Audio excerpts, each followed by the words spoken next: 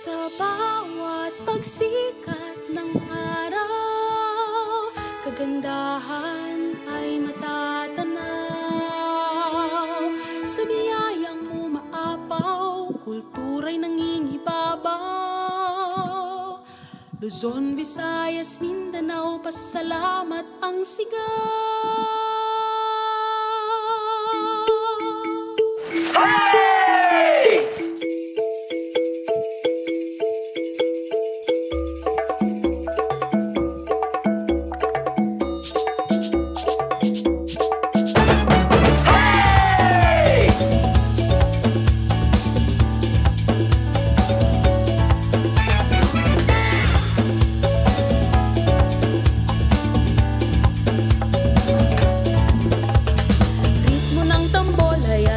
Sabayan, sa musika'y iindak ang katawan.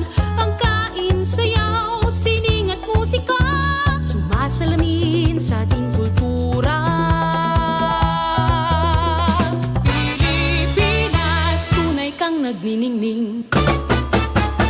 Sa bawat pagsikat ng araw, kagandahan ay matatanaw.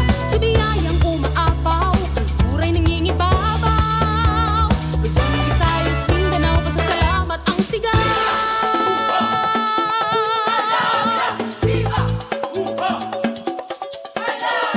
Makabuluhang selebrasyon, pasasalamat sa mahal na patron.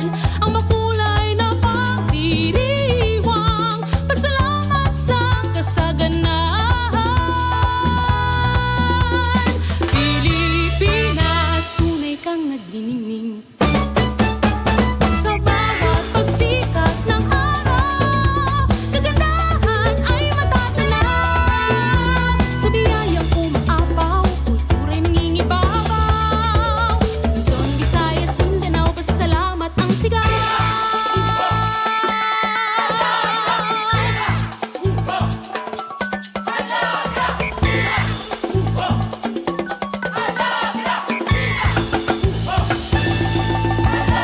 Halina't ating tuklasin, hipamawid ay liparin, iyang dagat ay sisirin, iyang bundok ay akitin.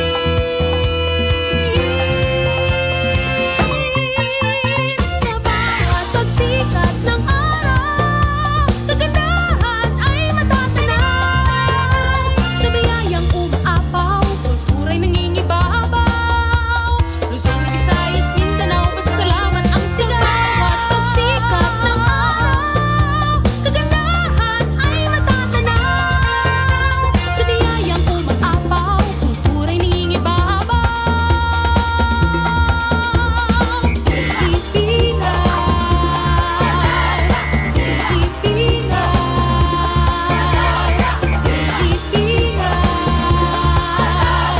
Pilipinas,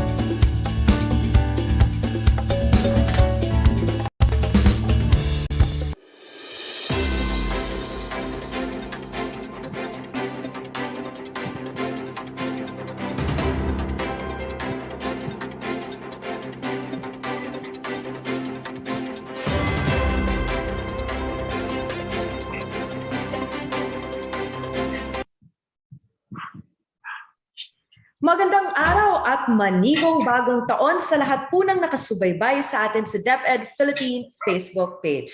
Lalo na po sa ating mga learners, mga teachers, mga magulang mula sa Luzon, Visayas at Mindanao. Narito po tayong muli sa panibagong edisyon ng EduAKSYON, Aksyon at Solusyon para sa Edukasyon, DepEd Virtual Press Conference. Bago po matapos ang 2021 ay pinirmahan na ni Pangulong Rodrigo Duterte ang 2022 national budget kung saan nabigyan ang sektor ng edukasyon ng pinakamalaking budget. Noong January 3, Lunes ay nagbalik na rin muli ang ating mga learners sa kani-kanilang mga klase matapos ang ating holiday break. Ngunit pagkatapos ng holiday break ay tumaas ang mga kaso ng COVID-19 cases sa bansa kung kaya't sinuspinde muna ang limited face-to-face classes sa Metro Manila at sa ibang areas na nasa alert level 3 sang-ayon sa itinakdang health protocol ng ating national government. Dahil dito, ating tatalakayin ang mga updates, mga pagbabagong magaganap at mga susunod na hakbang ng kagawaran ukol sa pilot run ng face-to-face classes at syempre sa ating inaprobahang budget. Kaya't samahan niyo kami sa araw na ito para sa ating press conference. Ngayong umaga ay naka-broadcast din po tayo at mapapanood ng live sa mga social media accounts at local channels ng ating mga media partners nationwide po yan. Kasama na dyan ang CLTV 36 ng Region 3, DWRB 103.9 News FM ng Radyo Bulacan, Romblon Cable ng Mimaropa Region, Kabangkalan Community Antenna TV, Kabangkalan City ng Region 6, Siargao TV ng Caraga Region, The Post at ang Rappler. Makakasama din natin ang live ang ating mga kaibigan sa media na patuloy na tumutulong maghatid ng mga magagandang balita sa publiko. Makakasama at makakapanayam din natin ang ilang mga opisyal mula sa kagawaran ng edukasyon at pinapangunahan po yan ng ating DepEd Secretary Lenore Magtoles Briones. Kasama sina Undersecretary Nepomuceno Malaluan, Undersecretary Annalyn Sevilla, Assistant Secretary Malcolm Garma at Director Roger Masapol. Matapos nga po ang series of hearings sa Kongreso, sa Senado at bicameral hearing, inaprubahan na ng Pangulong Duterte ang General Appropriations Act para sa 2022. Bahagi dito ang budget ng DepEd na maaaring magbigay sa atin ng posibleng extension ng pilot face-to-face classes sa mga susunod na buwan. Kaya para sa mga detalye ukol sa 2022 DepEd budget, akin pong inaanyayahan si Undersecretary for Finance Annalyn Sevilla para sa kanyang updates. Magandang tanghali, Yusek Ann. Magandang tanghali, Director Nina. Of course, sa ating Secretary Leonor Magtoles Briones, sa mga kasamahan natin sa Department of Education, sa mga media partners po natin, ay magandang tanghali po sa inyong lahat. Ngayong pong press con natin, ako po ay naatasan na magbigay sa inyo ng ating update about the 2022 budget. At maaalala po natin na meron po tayong inatenda ng mga budget hearings in the last year. Tapos na po tayo sa House of Representatives or HOR noong ating pong, can we go to the next slide please? Our HOR budget what happened in September 30, 2021. Ayan po, makikita natin sa Kongreso, even during COVID or pandemic, ay tuloy-tuloy ang pag-deliberate at pag-hearing ng DepEd budget sa Kongreso or lower house, September 30, and in November 22, 2021, ay sa Senate naman, Senate hearing. And you can see that very visible and active po ang ating Secretary Liling na mismong siya ang umattend during the budget hearings in Congress and in Senate. And in the next slide, December 30, 2021, the budget was approved by the President, and our Secretary Liling Briones was one of the witnesses in the signing of the President. Kasi nga po ang DepEd, and this is based on our constitutional law, that the education sector should have the biggest budget in our national budget. So again, December 30, 2021, it became a GAA, a General Appropriations Act. Yan po yung ibig sabihin ng GAA. At meron na po itong Republic Act number. This is important because for our finance officers, legal basis po itong RA na ito. At ibig sabihin, wala pong naantala. Starting January 1, ay operational po tayo. ang lahat ng national government agencies, operational starting January 1 because we have a legal basis to operate. And lahat po ng naaprubahan na 5.024 trillion pesos, a total national budget, is already operational as of January 1, 2022. We also want to emphasize that aside from the good news na on time ang pag-approve ng ating budget for this year, ay in-extend din po ang availability ng 2021 MOOE and capital outlay hanggang this year. So meron po ang ating Department of Education ng mga ongoing programs, activities, and projects na ang basihan naman po ay 2021 national budget. Huwag po silang mag-alala, lalo na sa mga nakikinig sa atin sa mga eskwelahan, division and regional offices ng Department of Education, ongoing or continuing ang ating MOE and capital outlay na 2021 ang legal basis. And it is also a law, a Republic Act 11640. Yan po ang gagamitin ng ating mga budget officers, accountants, as legal basis to use your balance of the 2021 MOE and capital outlay. Okay, so let's see kung ano po yung increase na ito. Overall, hindi po ito pang DepEd. This is the whole of government budget. Last year, it's 4.5 trillion and this year, it's 5.024 trillion or an increase of 11.49%. So that's the overall increase of our budget if we compare it with the last year's amount. Okay. Then, for the education sector alone, no? So education sector, hindi lang po DepEd kasi kami kinder to grade 12.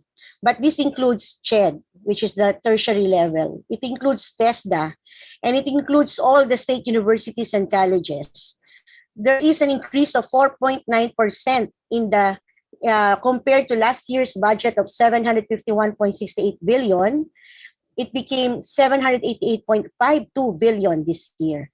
So ano po ba yung mga nakasama dito sa education sector? Can we see in the next slide? Part of that education sector budget, which is 788.5 billion, is 80% DepEd. So 633.3 billion ang budget po ngayon ng Department of Education. It is a 38.2 billion increase or a 6.43% increase compared to the 2021 GAA. And all our state universities and colleges combined, yan po ay 13.75% of the whole education sector budget. They also had an increase of about 20% of their budget of the all state universities and colleges combined compared to last year. However, CHED and TESDA have lower amounts of budget for this year compared to last year, and they also comprise 4% and almost 2% of the total education sector budget. Okay? So makita po natin talaga karamihan ng education sector budget, which is 80%, is with DepEd. Okay, can we proceed to the next slide, please? And if we will only focus on DepEd, we have 6 attached agencies. Isa po dyan ay Office of the Secretary. Ibig sabihin po ng Office of the Secretary, yung buong DepEd family. And we have attached agencies like the National Book Development Board, the National Council for Children's Television, the National Museum of the Philippines, Philippine High School for the Arts, Early Childhood Care and Development Council, and lastly, ito po yung bago natin na attached agency, the National Academy of Sports. And you can see the increases compared to last year's budget, the highest of which is of course the Office of the Secretary with 6.33%. Ang ibig sabihin po, again i-repeat ko, ang ibig sabihin ng Office of the Secretary, the whole of DepEd. Lahat po ng nasa central office, regional office, school division offices, and all of our public schools. Yan po yung combination ng budget na yan. And for the attached agencies, except for the Philippine High School for the Arts, they also have increases. The highest of which is our Early Childhood Care and Development Council with an 82 million increase in terms of percentage. But in terms of amount, ang pinakamataas na increase of course is our National Academy of Sports. May sarili na po silang budget ngayon, may sariling bahay. And next is, of course, National Museum of the Philippines, and then the ECCD. So that is how our DepEd and attached agencies budget will be for this year. Next. Now we go to the DepEd, no? So kanina po in-introduce natin yung mga attached agencies. Now let's focus on DepEd alone. For DepEd, it's 631.77 billion, or to round it off, 632 billion compared to 594 billion last year, and that is 6.34 increase in terms of the amount we have for this year. Okay, next. We would like to share with you the increases and decreases in terms of expense class. When we say expense class, PS, pangsweldo po iyan, personal services, including allowances, benefits, and good news ay meron pong mga allowances na pang teachers lamang. Of course, lahat po ng benefits and allowances na eligible ang mga government employees, nandyan po sa budget na yan. Like clothing allowance, year-end bonus, mid-year bonus, etc. But only for teachers, we have the cash allowance, that is 5,000 pesos per year, and the World Teachers Day incentive bonus, which is 1,000 per teacher during October 5. Na-maintain din po yan for 2022. And you can see that there is an 8% increase from 475 billion, it's now 513 billion, because we have a tranche of salary increase for all government employees. Starting January 1, all government employees, including teachers, will have a salary increase the next tranche. Ang tawag po doon ay next tranche. Now, MOE, we have a slight decrease, about 1.28% in MOE, 97.9 billion a total. Ito po yung operating expenses natin for our schools, for our administrative offices. And then capital outlay has an increase of 4.6%, and that is 20.37 billion. And basically later, you will see na yung capital outlay, hindi po ito mga building or structure, but more of our computers and laptops, which are already counted as a capital expense because of the threshold. Okay? In terms of programs, ito po, makikita natin yung major programs na may mga higher allocation compared to last year's budget. Kagaya ng sinabi ko kanina, capital outlay increased because our DepEd computerization program from 6 billion last year is now 11.76 billion.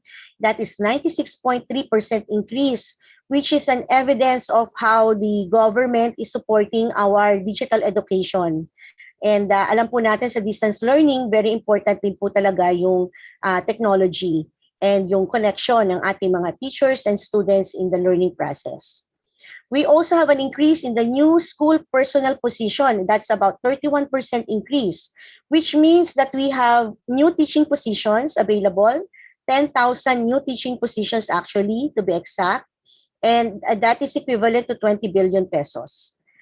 Another increase is our general management and supervision, and it's 0.37% increase. It's about 7.6 billion.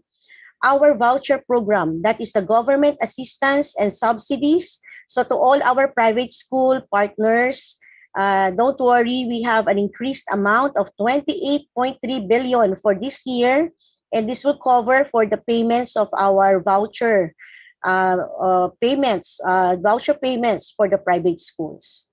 And also an increase of 6.64% for our operations of school in MOE.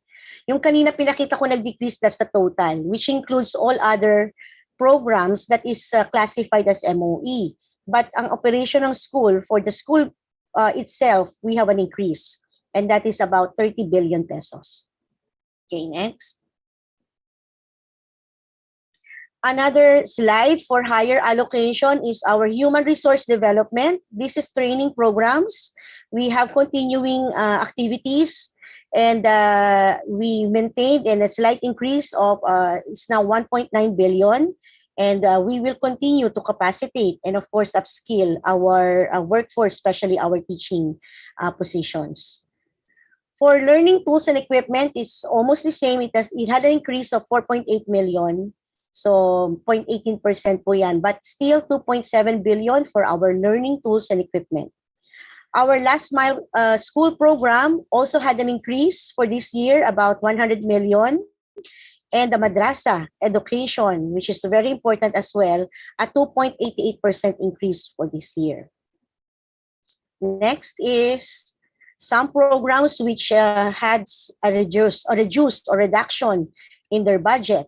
Ito pong flexible learning option, this is where we get our budget for the SLM or the self-learning modules. You will see a slight decrease or about 8.43% in the amount compared to last year kasi po we were able to reuse some of our learning resources na nagamit na in the last school year, and some of our schools and division offices already transferred to less costly means of producing our SLM. And in fact, some of them are using the gadgets, no, to upload the material. So that's the reason why there's a slight decrease here.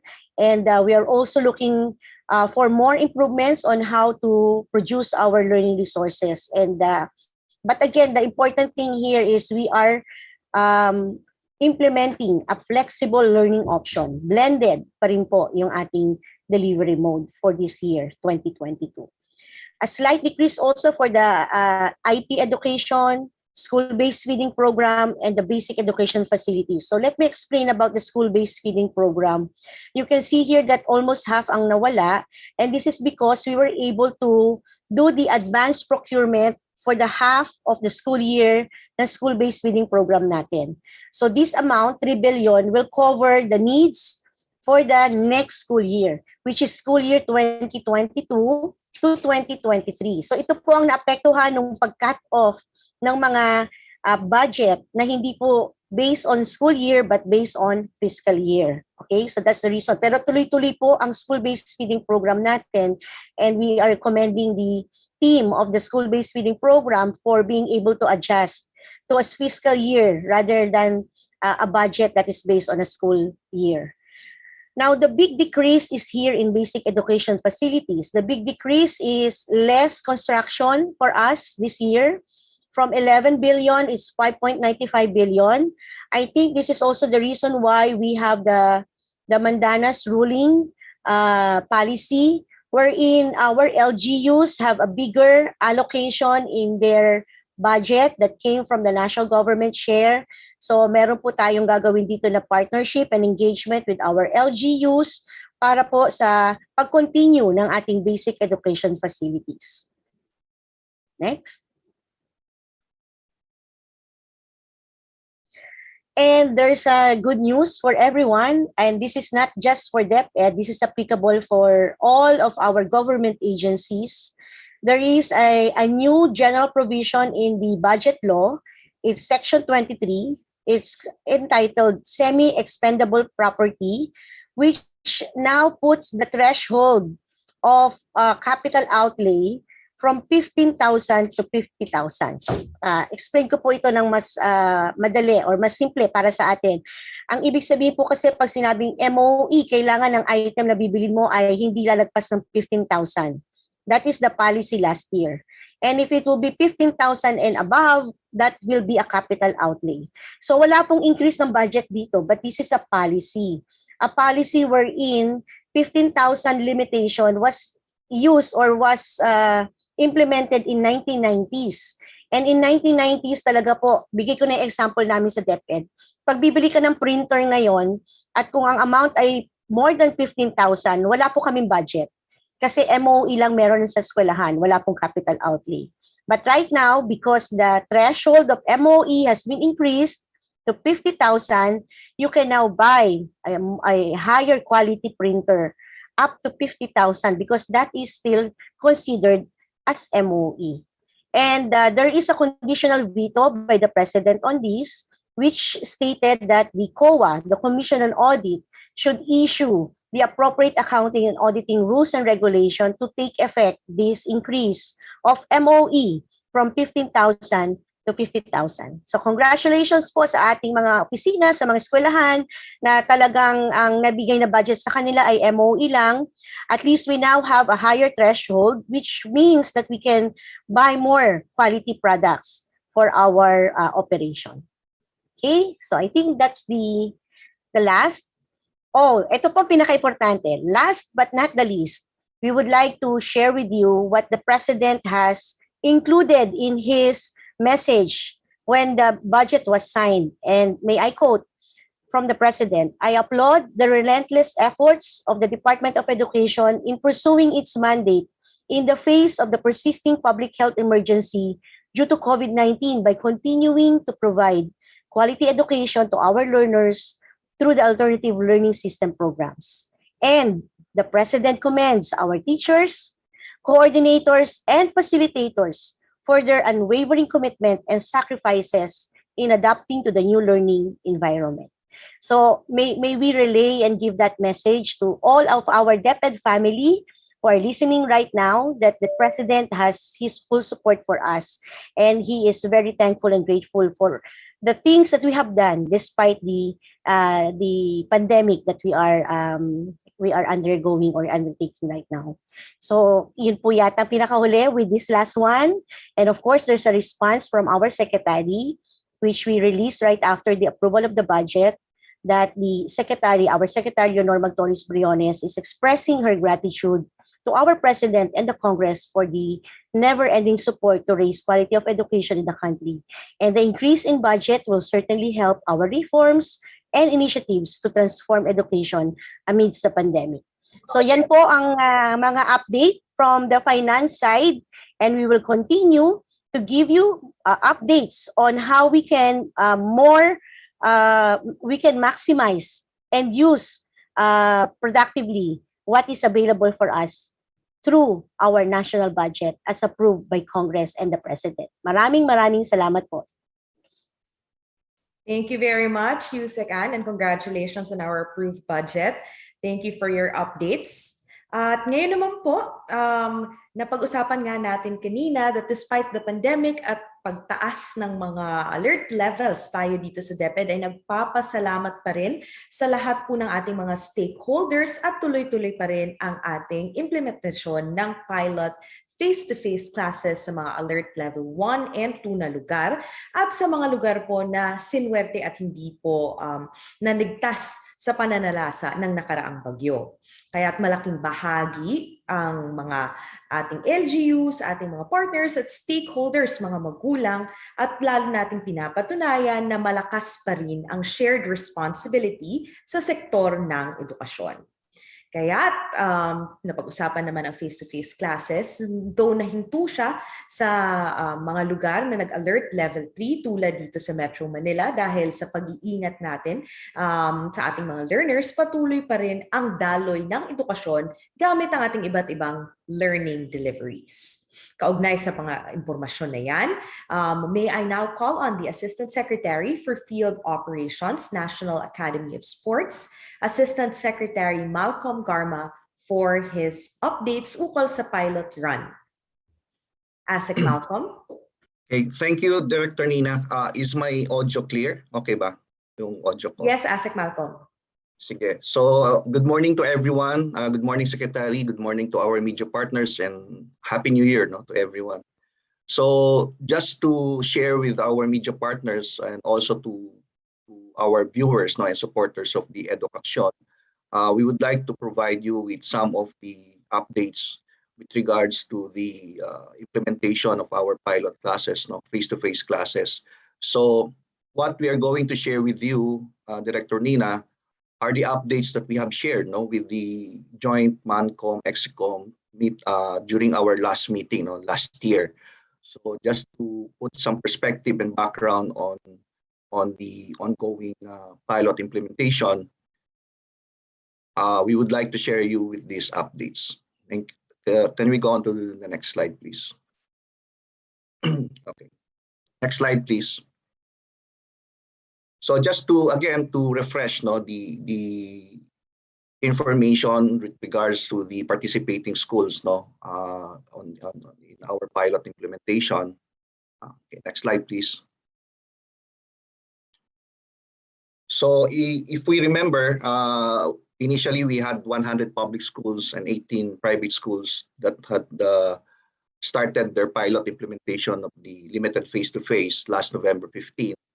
And upon the approval of the President for the additional schools that will be participating in the pilot implementation, so we had a total of 287 schools all over the Philippines, except for one region, which is Region 4B or Mimaropa, that did not join the pilot implementation, and instead made their preparation to be included, for them to be included in the expansion phase. Next slide, please. So initially, again, as I have said, we had 100 public schools, and upon the approval of the President, we had increased the number of these pilot schools to 177. But of the 177 that's supposed to be added in the participating schools in the limited face-to-face, only 165 had actually pursued the implementation of the limited face-to-face classes. So a total of 265 were able to complete the pilot study phase of the limited face-to-face. Next slide, please. So as I have said, Region 4B has deferred its participation in the pilot study, while Region 7 did not nominate additional school to be added in the existing pilot schools that they have in the region. So out of the 177 additional schools, a total of 12 schools from various regions have deferred their participation in the pilot limited face-to-face classes. So ito pong 12 eskwelahan na ito, dalawa po rito ay galing sa Region 6, yun po yung galing sa SDO San Carlos City and SDO Himamaylan City. At kasama rin po dito yung 7 eskwelahan from Region 11, in particular from Tagum City, that did not continue their participation in the pilot implementation because of the request of the local government unit to defer their participation in the pilot study. Next slide, please. So similarly, two schools from Region 9, particularly from SDO Isabela City, I also deferred their participation because of the level 2 status in LGU Isabela City, and due to the non-concurrence of the local government unit for their participation. In Region 4A, one school under EduAKSYON has also deferred its inclusion in the pilot study. So, as mentioned by Yusek Ann, for the 2022 budget, we have already integrated the increase of the MOE in terms of expenditure, so that our schools can use their MOE in preparation for the anticipated resumption of face-to-face classes. But for the 2021 budget, we have already shared information that we have already downloaded an augmentation fund amounting of 100,000 to all the participating pilot schools. So hindi lang po yung 100, but all the additional 177 pilot schools that were originally part of the implementation of the limited face-to-face. Next slide, please. So sa private schools and international schools naman po, next slide please. So 19 private schools nationwide were selected to participate in the pilot run. This includes the 3 private schools in NCR that were allowed to start their face-to-face classes last December 6. So as of December 15, there were 22 private schools that participated in the pilot run phase. And of this, 8 international schools nationwide have also been allowed to implement face-to-face classes. Next slide, please. Now, just to share with our media partners and to our viewers and followers, these were the highlights of the 4 weeks of the implementation of pilot classes. And later, Director Roger will be sharing with you the overall assessment, the partial overall assessment of the pilot implementation. Next slide, please.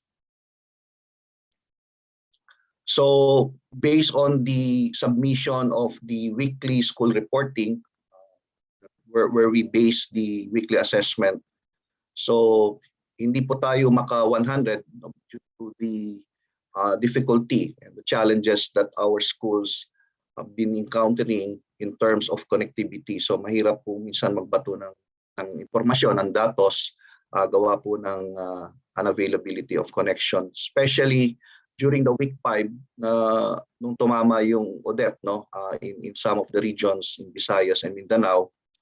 This also added up to the difficulty in terms of the submission of the weekly assessment report. So the total number of learners per week, that actually participated in the pilot implementation are as follows. No? So hindi ko na po iisa-isahin, andyan naman po yung numero natin. But in terms of the average weekly attendance, makikita po natin that hindi po talaga naka 100%, no, ang attendance ng ating mga mag-aaral who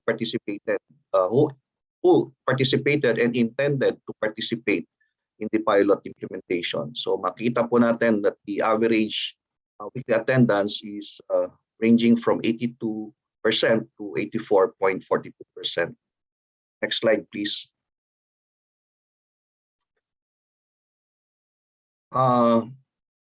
We would like to highlight that for the 4 weeks until the 5th week, no, of the weekly assessment of the pilot implementation, we have recorded 0 COVID case. However, there were learners who manifested some flu-like symptoms. Like for example, in the week 1, there were 100 students who reported flu-like symptoms. Pero ito yung mga bata na hindi na po, karamihan po sa kanila ay hindi na po pumasok, hindi na po pinapasok ng kanilang mga magulang sa kanilang mga eskwelahan. So if we remember, during the first week, there were one school, no, 2 schools that actually implemented lockdown because initially some of the teachers, no, in 2 schools in Zambales were tested positive in the antigen test, but later on tested negative in the confirmatory test. Again, the top reason for the absence of our learners is because they are either have fever, cough, or cold. So ito rin po yung breakdown ng mga batang nilagnat, no? So 13 in the week 1, week 2, 6, week 3, 2, and week 4, 26. Next slide, please. So just to share with you some of the challenges that were encountered, no, by the teachers as part of the pilot study, no, the limited face-to-face. So these are the challenges that were recorded based on the submitted data of our participating schools. So one is the limited time to accommodate all learning concerned by learners.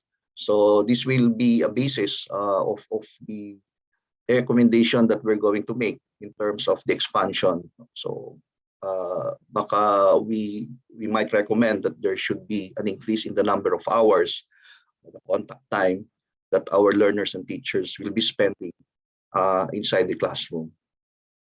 So there are also some concerns with regards to teaching and learning resources, especially yung mga gamit that siguro hindi nila naipon ulit because the almost 2 years, no, of doing remote learning classes. And third is the unreadiness of learners in the face-to-face learning, which is expected because again, as we have mentioned in the previous press con meetings, that yung ating pong mga kinder and grade 1 are the learners na hindi pa nakapagtungtong, no? That this is actually the first time that they will be in school since we had experienced the lockdowns, no, during the start of the pandemic. And also in the part of the teachers, multiple attention to both learners in face-to-face and modular. So this is one challenge that we will be doing some adjustments in terms of the workload, no, of our teachers who are doing both the face-to-face classes and the remote learning. So other challenges that were encountered, like difficulty to hear the learners due to the face mask and face shield. And we have already reiterated for so many times that face shield is no longer a requirement, no, it's not part of the requirement of the face-to-face classes. But yung face mask talagang it really hampers, no, the audibility of the teachers, no, na hindi sila maintindihan o marinig masyado ng kanilang mga mag-aaral. There were also some observations, no, in terms of learning gaps, especially in reading and writing, especially in among the kinder and grade 1 learners. And again, as expected, maraming mga bata na hindi pa makahiwalay, no, ayaw magpaiwan sa school, at yung iba naman ay nag-iiyakan. So though part of the observation is that masaya yung mga bata kasi nakakita sila ng kanilang mga klase, pero meron pa rin mga bata na ayaw pa rin, no, magpaiwan sa kanilang mga magulang. And behavioral issues in terms of the observance of the protocol, no, especially the physical distancing. So they still have the tendency to gather around and congregate in one area. So nagdidikit-dikit pa rin sila. And this is another area that where the teachers would really have an extra effort, no, to put in, so that they would remind, no, they would constantly remind their learners to observe the proper protocol. Next slide, please.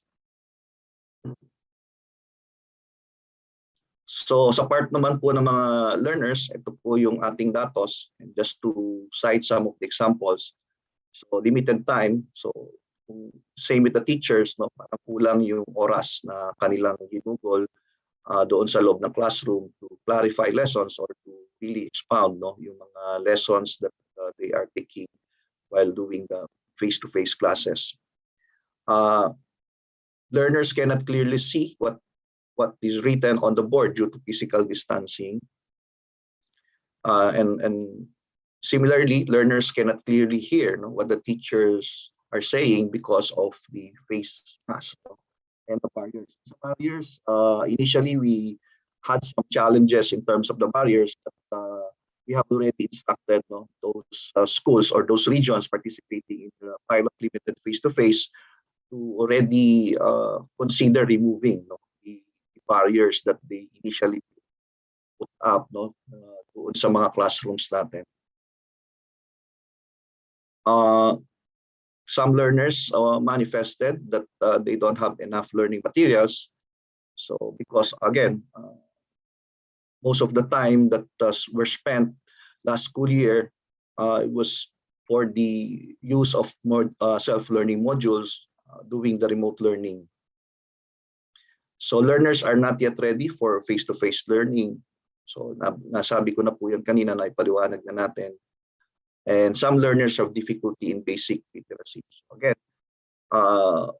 assumption is these are learners belonging to the kinder and grade 1, key stage 1. Sige, I think we can go already to the next slide. So just to share with our media partners, no, some of the emerging good practices, no, that we have observed during the 5-week implementation of the pilot limited face-to-face. So marami nagsabi na magandang opportunity itong pilot implementation because there were better coordination, no, between school personnel, parents, DepEd, and the LGU. This is also an opportunity for most of the schools to have prepared, no, their schools in terms of the provision, no, of sanitization supplies, which before hindi siguro natin masyadong pinapansin, but because of these guidelines and protocols, these schools made sure that they have enough supplies of this. We also observed that it's not just one or twice that they conducted orientation among parents and other stakeholders, but most of the schools been doing the orientation on safety protocols even on a daily basis. There are some schools that actually installed facilities such as faucets and toilets controlled by infrared sensors and thermal imaging areas. So ito yung mga eskwelahan that have been provided by either the parents or the local government unit with this kind of facilities. There are also some schools that actually installed sterilization boxes with UV light for the output of learners. Dito nila nilalagay yung mga natatapos nilang gawain after the class. This is also an opportunity for the school heads, faculty, and the staff to conduct weekly meetings. Teachers were able to determine learners' strengths and weaknesses one-on-one instruction. So, as we have emphasized the need for going back to school, so this is one aspect that we really want to strengthen, yung assessment aspect ng learning natin na mahirap gawin kung remote learning ito. So with the going back to the classroom, mas madali na na-assess ng ating mga teachers yung kanilang mga estudyante because the feedback would be more immediate and more facilitative between the teachers and the learners. So this is also an opportunity for our schools to improve in terms of the visual aids and infographics that remind all the concerned personnel and the learners and the parents of the protocol. So like for example yung mga color-coded floor signages and nilalagyan nila ng mga litrato yung upuan ng kanilang mga mag-aaral. We have also observed that teachers on their own they provide for themselves their even for their classroom yung mga kits that will be needed to ensure that protocols are observed. So because of the going back to the in school mas na-optimize yung gamit ng self-learning modules or materials because mas nakakapagbigay ng oportunidad ito sa guro na maipaliwanag yung mga aralin na nakapaloob dun sa mga modules na yan. So in some schools, the staff, the members of the non-teaching personnel were part of the became part of the COVID-19 safety marshals that were accredited by the TESDA, IATF, and LG. And again, the pilot implementation of the limited face-to-face is an opportunity for us to really pursue the potential of the hybrid learning, combination of the in-school and the remote learning.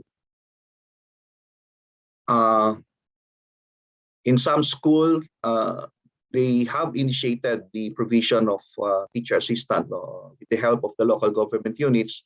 And in some schools, yung mga magulang ang nagbo-volunteer to become assistant because sabi ko nga kanina, mahirap sa parte ngayon ng guro na nagtuturo sila at the same time nagre-remind ng mga protocols. So the teachers can focus on the teaching and learning.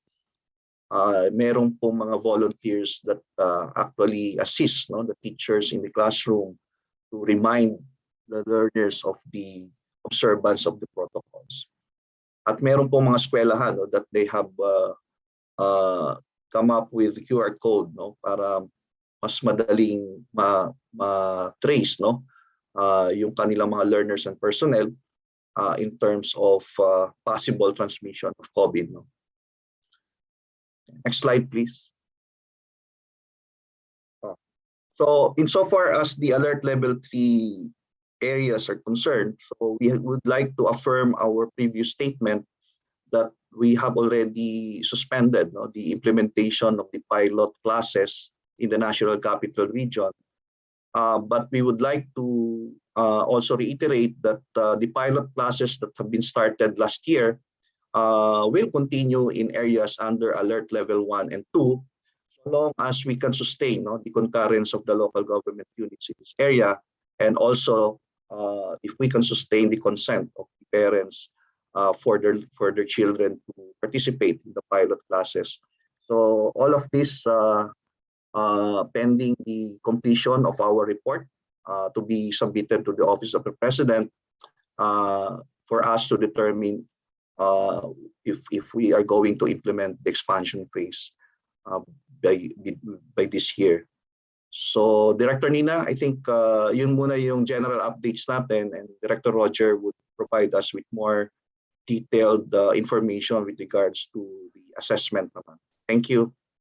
Maraming salamat, ASEC Malcolm, and even for sharing the emerging best practices sa ating mga schools that have participated in our pilot run.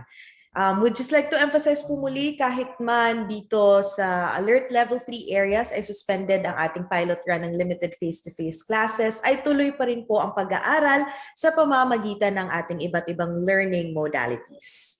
Ayan, para naman sa assessment report tungkol pa rin sa ating limited pilot face-to-face classes, makakasama natin ang Director for Planning Service. Atin pong alamin ang lagay ng mga eskwelahang nagpapatupad ng ating limited face-to-face classes, pati na rin ang kanilang mga mitigation efforts upang maisiguro na ligtas ang ating learners mula sa virus. Tawagin na natin si Director Roger Masapol. Yeah, magandang umaga, tanghali na. Magandang tanghali sa inyo lahat. Director Nina, salamat, and good noon sa ating kalihim at sa mga nandito sa press briefer na to ng DepEd. At Happy New Year sa lahat. So, my task is to share with you, i-share sa inyo yung initial findings, yung outcome ng ating pilot face-to-face. Kanina na-share ni ASIC Malcolm yung ating report on the weekly report ng mga schools natin. Ngayon ang i-share ko, ito na yung endline report. Ano na yung outcome? Ano yung nagbago sa behavior, sa mga pakiramdam ng mga learner natin after noong December 17. Kasi yung ating endline report o endline survey ay ginawa natin after December 17 para alamin o balikan yung mga bata kung ano na yung nangyari, ano na yung pakiramdam nila after they participated in the limited pilot face-to-face. So, yung objective ng report is, this presentation is to present some or gain insights on the pilot implementation of limited face-to-face. And then number 2, yung ma-identify ng kagawaran, yung mga necessary strategies and mechanisms to aid schools in the preparation for the expansion naman. So, bale, yung di ba ang objective nitong pilot is to provide some lessons and then some evidence on how to expand the implementation of pilot face-to-face. And then of course yung last, yung determine the policy actions and or to support the expanded implementation and the subsequent transition to the new normal. Now ang planning survey, ang DepEd through planning service nag-deploy po ang tatlong instrument of monitoring ang dineploy ng DepEd. Number 1 is the face-to-face preparation survey. So prior sa November 13, nag-deploy po ng survey ang DepEd to know ano yung mga preparations na ginagawa at ano yung mga difficulties na encounter ng ating mga pilot school sa pag-prepare at ano rin yung mga best practice. Yung number 2, yung weekly school report or yung WSR, ito yung ni-report kanina ni ASIC Malcolm, ano yung experience ng mga schools natin, yung pilot schools on a weekly basis. Doon pinakita ni ASIC Malcolm yung attendance rate at saka yung mga na-encounter na mga challenges during the weekly implementation. And then the last is the pilot implementation survey. Ito yung sinasabi ko, this is the endline survey that engages the stakeholders to assess the implementation of the protocols and standards for the limited face-to-face. So bali mag-focus yung report na to doon sa number 3. So pilot implementation survey, which is the endline report. So initial, so bali focus muna tayo sa learner's lens, no? Sa tingnan muna natin yung experience ng mga bata during the 5-week implementation. So unahin muna natin yung health and safety protocols. So on feeling of safety, kasi importante, di ba, bago nagkaroon ng limited pilot face-to-face, takot lumabas yung mga bata at takot din yung mga magulang na palabas yung kanilang mga bata.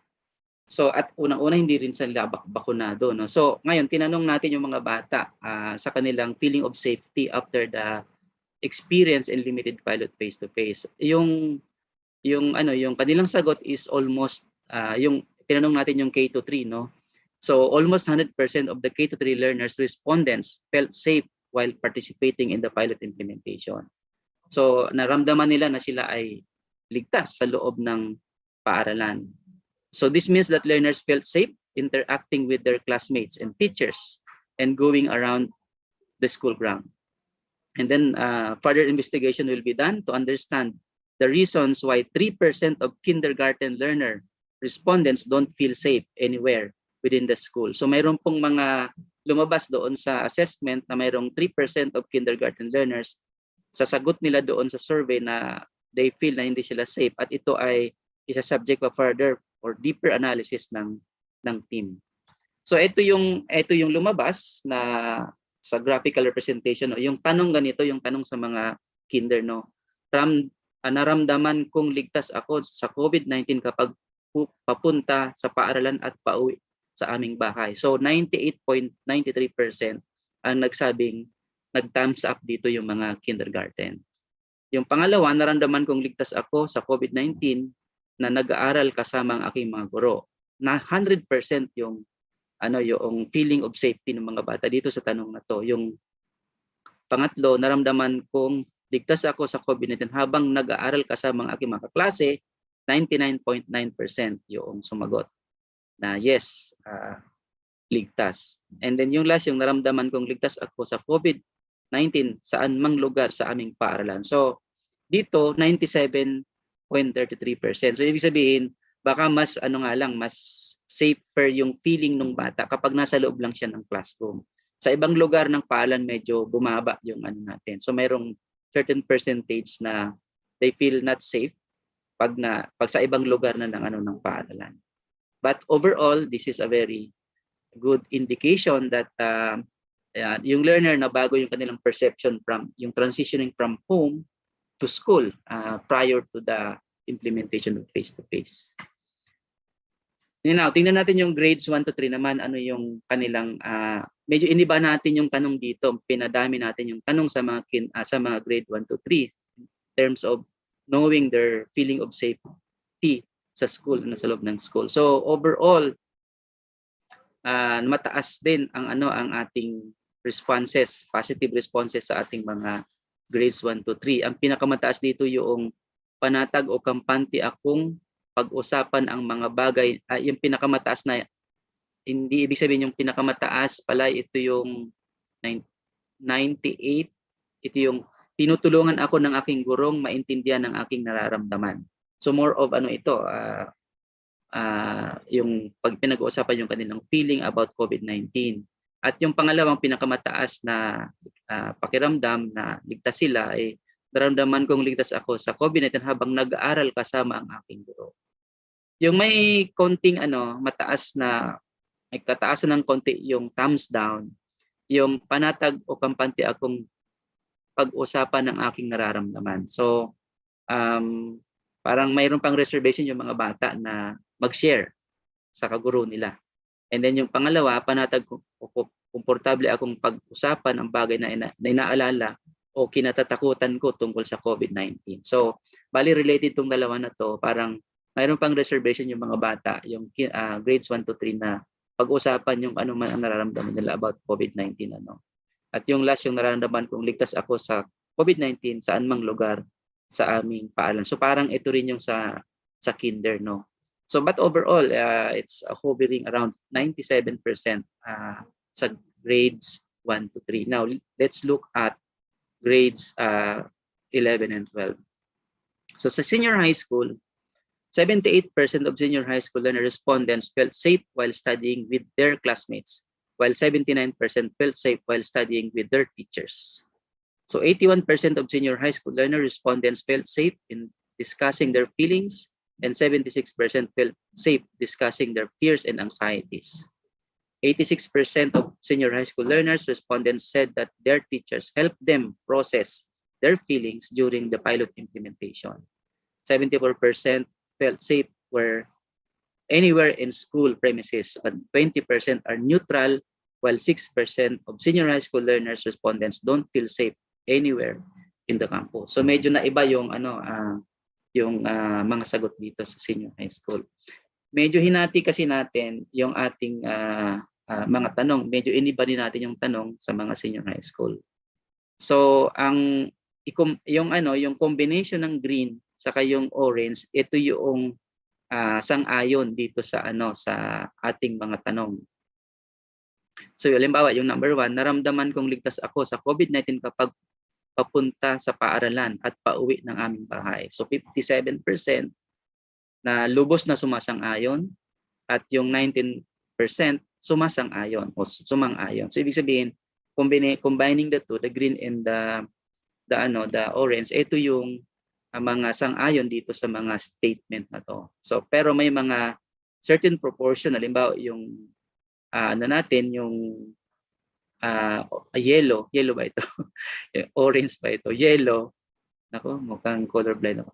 Yung yellow is neutral. So medyo tinitimbang niya pa kung sang-ayon ba siya o hindi, at may mga yung red, yung mga certain percentage na hindi sumang-ayon, at mayroong konting proportion na blue na lubos na di sumang-ayon. But overall, more than 80% po yung sang-ayon dito sa that they feel safe while they are studying in the limited pilot face-to-face. Ang pinakamalaking sang-ayon, tinutulungan ako ng aking gurong maintindihan ng aking naramdaman. So parang consistently from kinder, grade 1 to 3 sa senior high school, they really appreciate yung pinoprocess ng teacher, yung nararamdaman nila about COVID-19, yung ating mga senior high school. And then itong ramdam na mga senior high school na ligtas, kung ligtas ako sa COVID habang nag-aaral kasama ang aking guro. So yung interaction with teacher,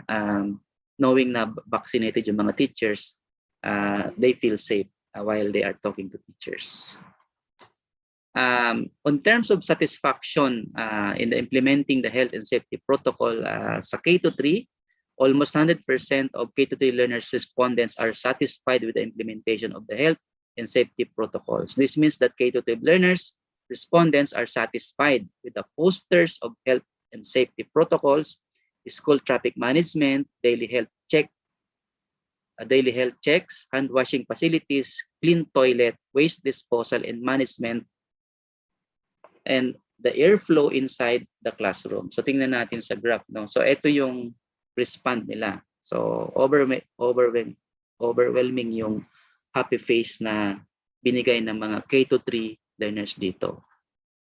So happy sila dito sa mga posters, pagkakaroon ng ligtas at maayos na sistema sa pagpasok at paglabas. Ito yung in and out, kung paano papasok at palalabas yung bata, pag-check palagi ng pakiramdam, at almost 100% itong pagkakaroon ng lugar upang maghugas ng kamay. Ito yung mga ating mga hand washing facilities. They really appreciate that. Pagkakaroon ng malinis na toilet at palikuran, palagi ang paglilinis ng mga upuan. So ang ginagawa kasi ng mga schools natin, pagkatapos ng klase, dinidisinfect agad yung mga upuan. And then naranasan ng maayos na daloy ng hangin sa loob silid ng aralan. So mayroong mga kaunting hindi nakaranas nito. But overall, overwhelming yung po yung ating responses dito. And then sa senior high school, medyo meticuloso yung mga senior high school, no? Senior high school respondents are most satisfied with the implementation of the following health protocols. So happy sila, satisfied sila sa 70% yung hand washing area with water and soap there. And then a proper and orderly system of entrance and exit, 69%. And then regular cleaning and disinfection of desks, 64%. And then posters and health and safety protocols, 64%. And then yung least satisfied, mayroong 8%, yung proper airflow inside the classroom. So kailangan pang ma-improve siguro sa mga expansion yung ventilation natin sa mga schools natin. And then the proper waste disposal and management. Mayroong 7% sa respondents ang nagsabing hindi sila satisfied. And then 3% of senior high school learners did not observe implementation of the following protocols. Proper waste disposal and management and provision of clean toilets. So mayroon ding 3% na nagsabi. So ito yung mga responses nila in terms of graphical representation. So overall, the top challenge for grades 1 to 3 learners, respondents, is the difficulty in their seating arrangement. Parang hirap sila sa seating arrangement na ginawa ng school. But ito, kailangan pa itong pag-aralan deeply ng team. Kung bakit, ano yung pinaka-appropriate na seating arrangement for kinder 1 to 3. So, yung mga na-encounter na challenge naman ng kinder 1 to 3, yung nahirapan ako sa pag-ayos ng aming upuan. So, yun, nasabi na kanina, hindi ko gaanong mabasa o makita ng maayos ang mga poster tungkol sa mga paalala. Siguro maliliit yung pagkakasulat. Or hindi ko gaanong naunawaan ang mga poster tungkol sa mga paalala o reminders. So, i-feedback natin ito sa ating mga paaralan at na kailangang dapat magkaroon ng adjustment dito kung kailangan lakihan yung mga letra ng ating mga posters. So challenges for senior high school, forgetting physical distancing with friends and classmates. So kasi itong mga laboratories, kasi ang ating face-to-face lang naman sa senior high school laboratories, no? So minsan mayroong mga nakakalimot na kailangan ma-maintain yung 1 to 2 meters apart, social distancing. Uncomfortable sila sa loob ng classroom due to lack of air circulating in the classroom.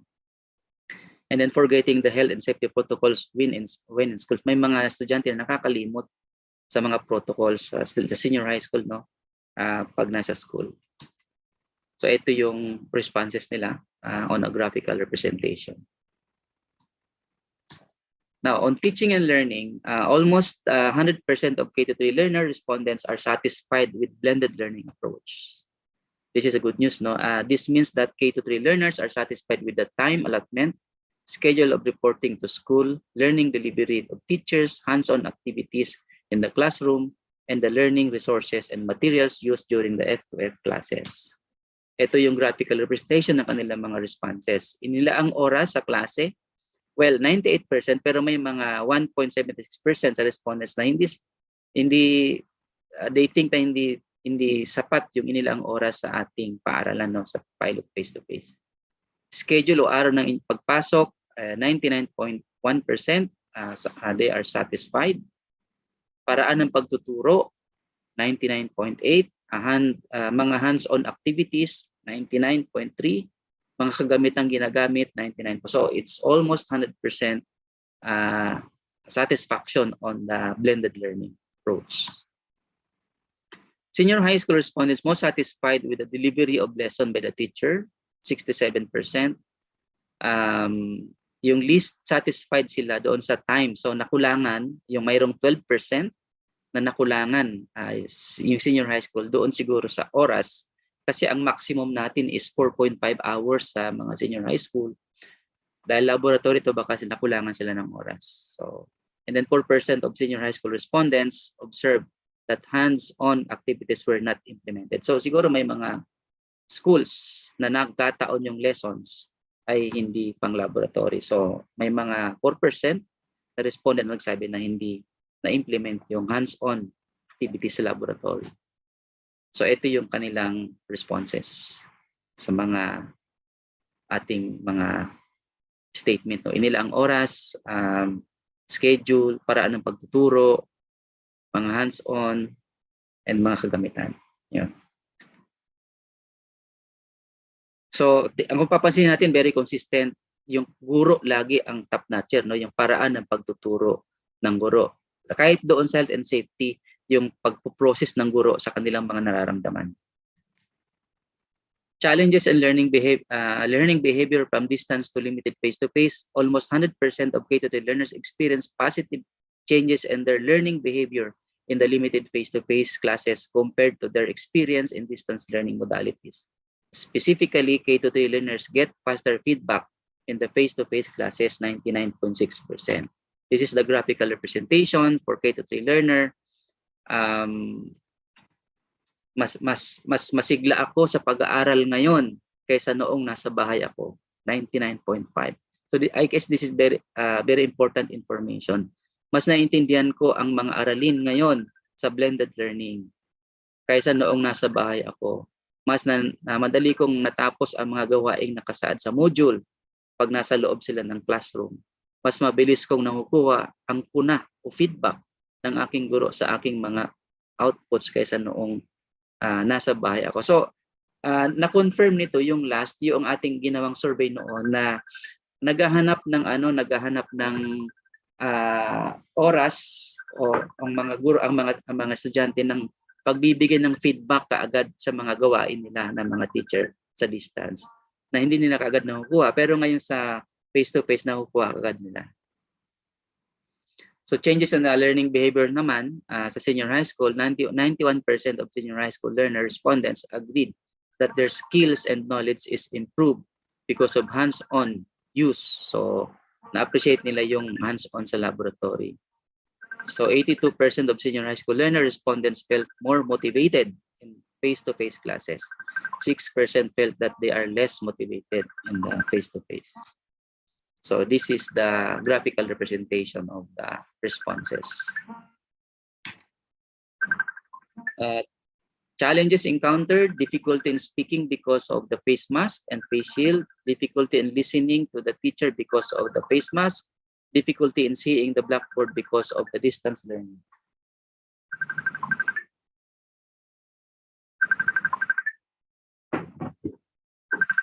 And then blackboard because of the distance in the barriers. This is the graphical representation. For grades 11 and 12, nahirapan ako magsalita dahil sa face mask, nahirapan ako marinig ang mga aking guro dahil sa face mask, nahirapan ako makita ang nakasulat dahil sa malayong distansya ng barrier, kulang ang oras sa klase ng paaralan. Overall, 97% of grades 1 to 3 learners respondents, while 86% of senior high school respondents, a learner, are satisfied with their overall experience in the pilot implementation of limited face-to-face classes. So ito yung graphical representation. Masayang-masaya at masaya combining this is 97%. Mayroong mga neutral lang at mayroong hindi nasiyahan, lubang hindi nasiyahan. Ito titingnan natin ngayon kung paano ma-address itong mga reasons nito ng mga nagsabi na hindi masaya sila sa kanilang overall experience sa limited pilot face-to-face. So that's all, Director Nina. Thank you very much. Maraming salamat. Thank you, Director Roger, for the updates. At ngayon naman, bago natin pakinggan ang mensahe ng ating ina ng kagawaran na si DepEd Secretary Leonor Magtolis-Briones, panoorin muna natin ang pagtatanghal ng SDO Davao del Norte na nagwagi bilang national champion sa isang pangarap music video contest na ginanap sa Ilaw Awards 2021. Narito po, panoorin natin.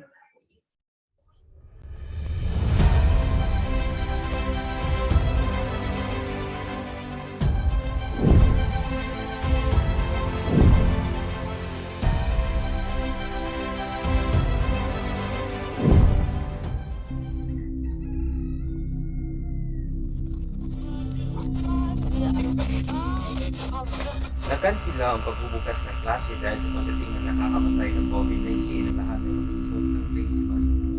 Mga kabarangay, ipinagbabawal ang paglabas ng bahay dahil sa pandemya ngayon.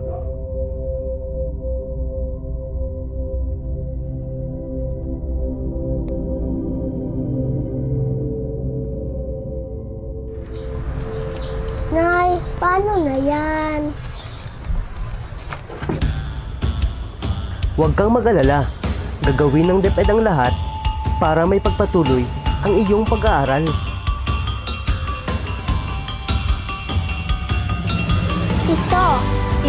Ito. Ang aming isang pangarap.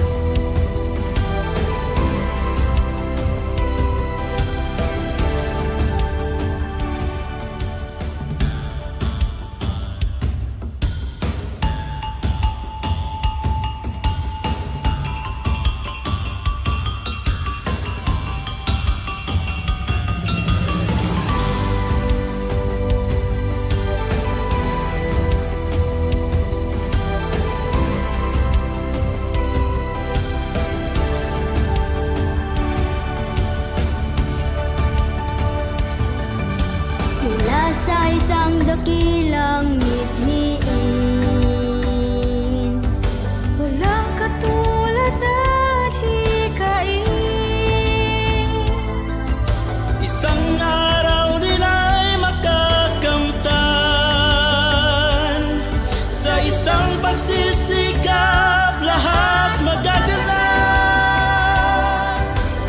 Ang ibang hinahangat, wala itong katulad na sa isang takisilip may araw na sisikapin.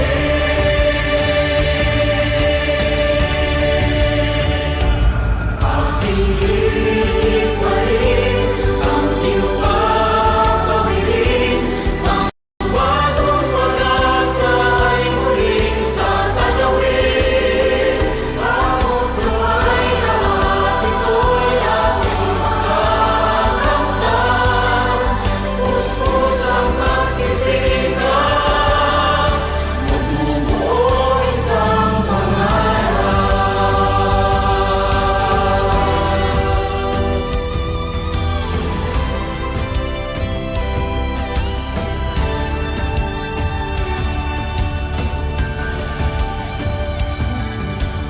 Sa isang banda may munting tinig. Himig nais niyang iparingin. Pag-aaral wag mong isa walang bahala. Ang karunungan ay siyang mas mahalaga. Walang ibang hinahangat, wala itong katulad na sa isang takisilip may araw na sisikapin.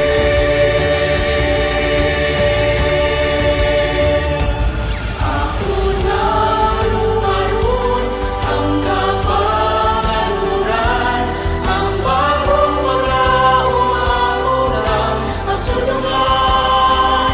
Hinihintay na namin makaya upang magaglagan sa tumang paningamon. Katumpangan ko'y makauna ang makakaman ng ating pulos ay tumarang. Kasi magtatakas ang ating hawan. Labis ng ating paglaban, patuloy na iharangan. Nagalang ko ay siyang matutupad, matutupad. Halina't makinig sa akin, tamang kabanaran ang kahihinat na natin. Bubukal sa iyong isipan, tagumpay na tatahakin. Isang pangarap na lubos, landas na iyong pagtutunguhan. Pangat na inaasam, di mapipigil ni numan. Maaabot lahat, lahat ng iyong inaasam. Kasipagan ng sabot, salat ka man sa kayamanan. Buksan ang pahina ng mga aklat ng karunungan. Edukasyon ating kailangan, kamamangan ating iwanan. Please! Aking hiling pa rin, aking papawirin. Ating tanawin, bagong pag-asa ay muling tatanawin. Kinabukasan pag-ibayin, pilitin mo gawin. Puspusang pagsisikap, pag-asa ay yakapin. Edukasyon ang kayamanan kahit di naman. Isang pangarap matutupad, pagsisikapan ng lahat. Puspusang pagsisikap, kaya mo yun, kaibigan. Mabubuo isang pangarap.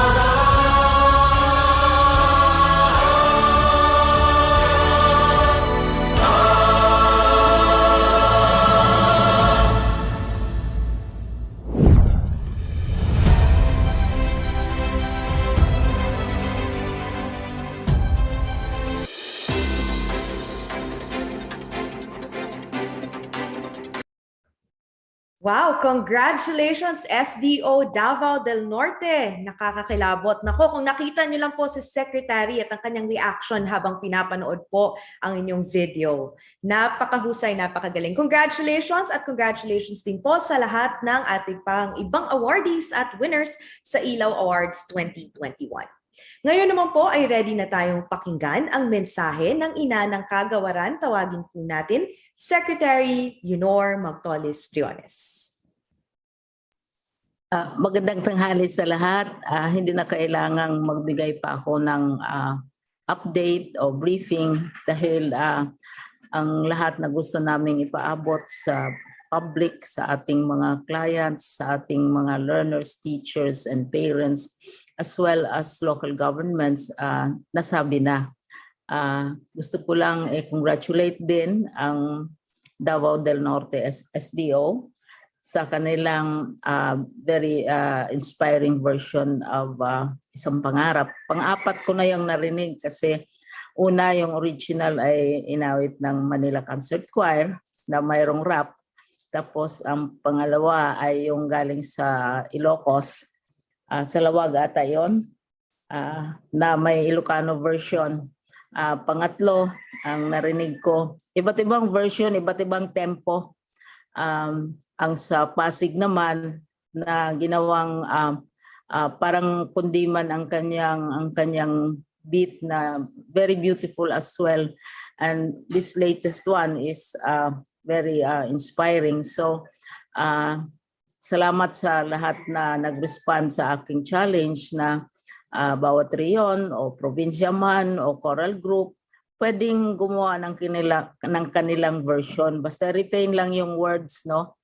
Ng kanilang version, kanilang tempo. Iba't ibang tempo Iba't ibang style, iba't ibang approach. Pero gano'n naman ang edukasyon. Each region is always different from the other. Tapos may mga snippets of the local language, of course. So maraming salamat at congratulations.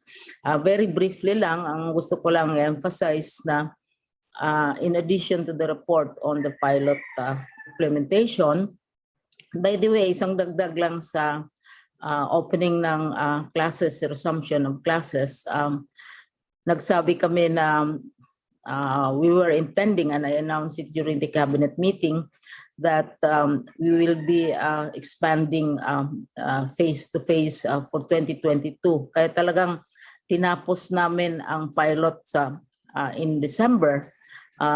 Ngayon, dahil sa mga bagong pangyayari sa COVID, ang latest na natanggap naming advice, kasi yun ang kabilin-bilin ni Presidente, binigyan na tayo sa DepEd ng authority to make decisions as to opening of schools and face-to-face vis-a-vis pure blended.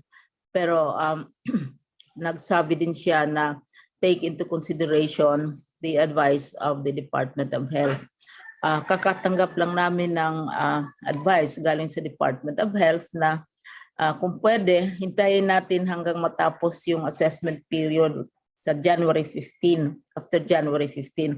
After all, isang linggo lang naman yan na paghihintay at saka pagmamanman, pag-observe kung anong mangyayari halimbawa sa mga lugar na tumaas ang levels ng COVID at sa mga lugar na bumaba naman ang levels ng COVID.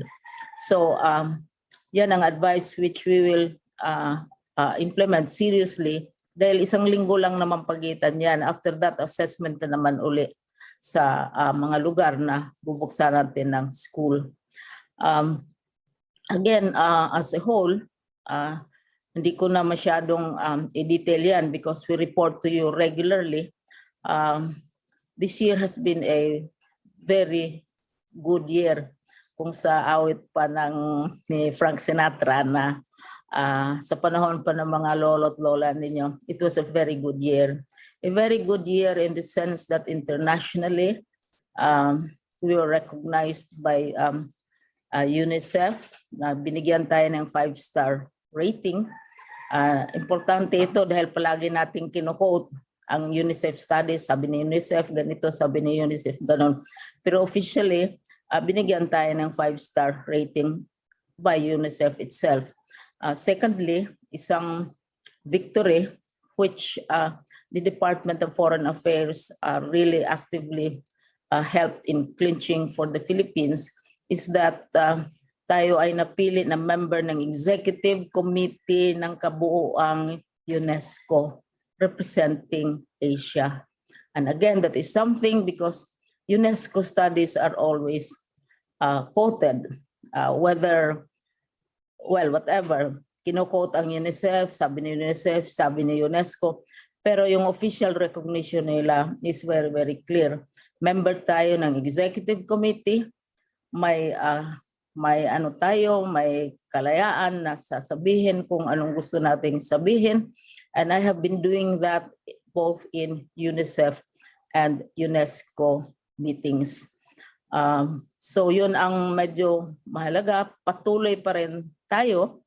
But of course, as I said, itong ating efforts sa education, hindi lamang DepEd, kundi kasali ang advice ng Department of Health and also the active support and participation of the Department of Interior and Local Government dahil ang mga LGUs malaking tulong sa atin. And of course, the parents, the community, civil society, ang laki-laking tulong especially during the time yung dumaan sa atin si Odette. So thank you very much, and my team will assist in answering questions and clarifications which you may want to raise. Thank you very much.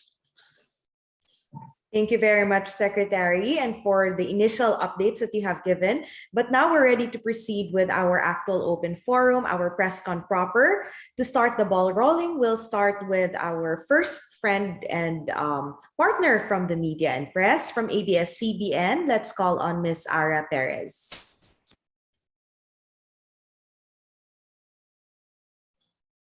Hello. Hello po. Happy New Year. Yes, we can hear you po. Happy Hi, New good Year. to see you. Thank Hi, you for ma'am. your greetings. Thank you rin po and Happy New Year. Ayun po, medyo nasagot na rin po, but yung regarding po sa expansion phase, ano na po yung timeline natin with the, yun nga po, with the rise in COVID cases, plus kailan po masubmit yung report on the pilot implementation of face-to-face classes? Una, yung sinabi ko, kakatanggap lang namin ng sulat ng advice galing sa Department of Health dahil yung period of assessment is up to January 15. Hintayin na lang kung anong resulta niyan bago mag-open. Kasi usually first week of January, balik eskwela na ang mga bata. It's only 1 week. So, hihintayin na lang natin yun kung anong assessment natin dyan. And so, handa naman tayo as can be seen in the report. Thank you, Ara. Thank you po. Yung report po on the pilot implementation. Yes. Fina-finalize na. Fina-finalize na. Although within the framework of the general instructions of the President that we can already make decisions in consultation with health. Tapos kami, dinagdag namin ang DILG. Okay. Pay attention daw to the protocols of the Department of Health, sabi. Okay, ma'am. Just one last po. Paano niyo po pinaigting ang distance learning ngayong balik po ng distance learning yung ibang mga nakaranas ng face-to-face classes? Mayroong report diyang detalye si Roger, no, nakikita natin from the point of view of the learners and so on, and we are taking them seriously. Nakita namin kasi sa actual kaya we're very happy talaga na natuloy yung pilot, nakita natin na kung ano talagang mangyayari sa real face-to-face classes, and yung mga challenges na lumalabas hindi naman insurmountable. Ang medyo nagbibigay talaga natin ng problema, of course, is COVID.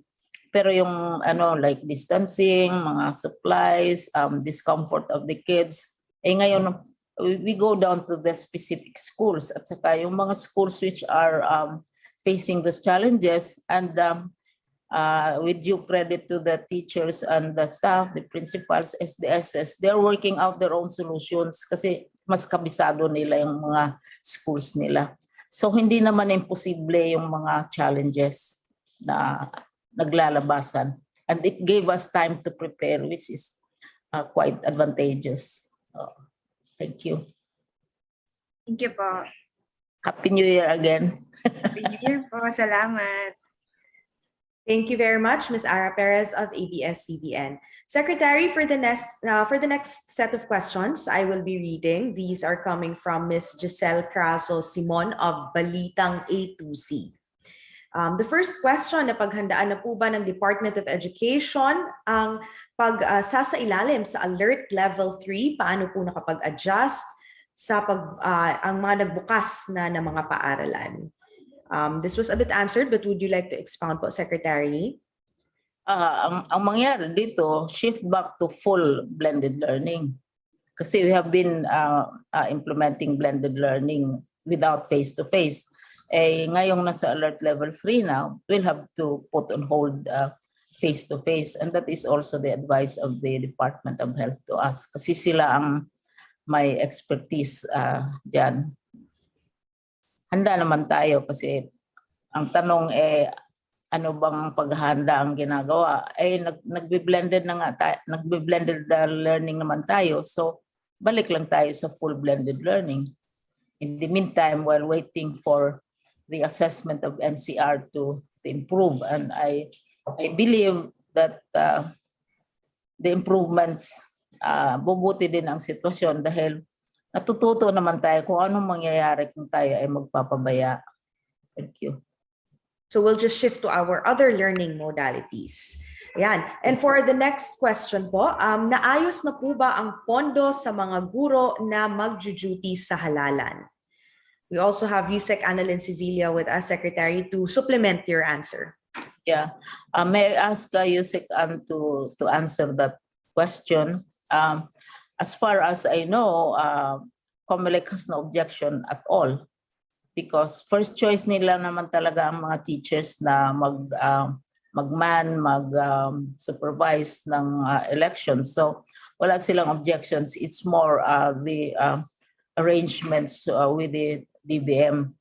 I assume that whatever happens, there will be some additions or improvements or other incentives to our teachers because it is recognized that there is, of course, risk involved in getting involved in this particular democratic exercise.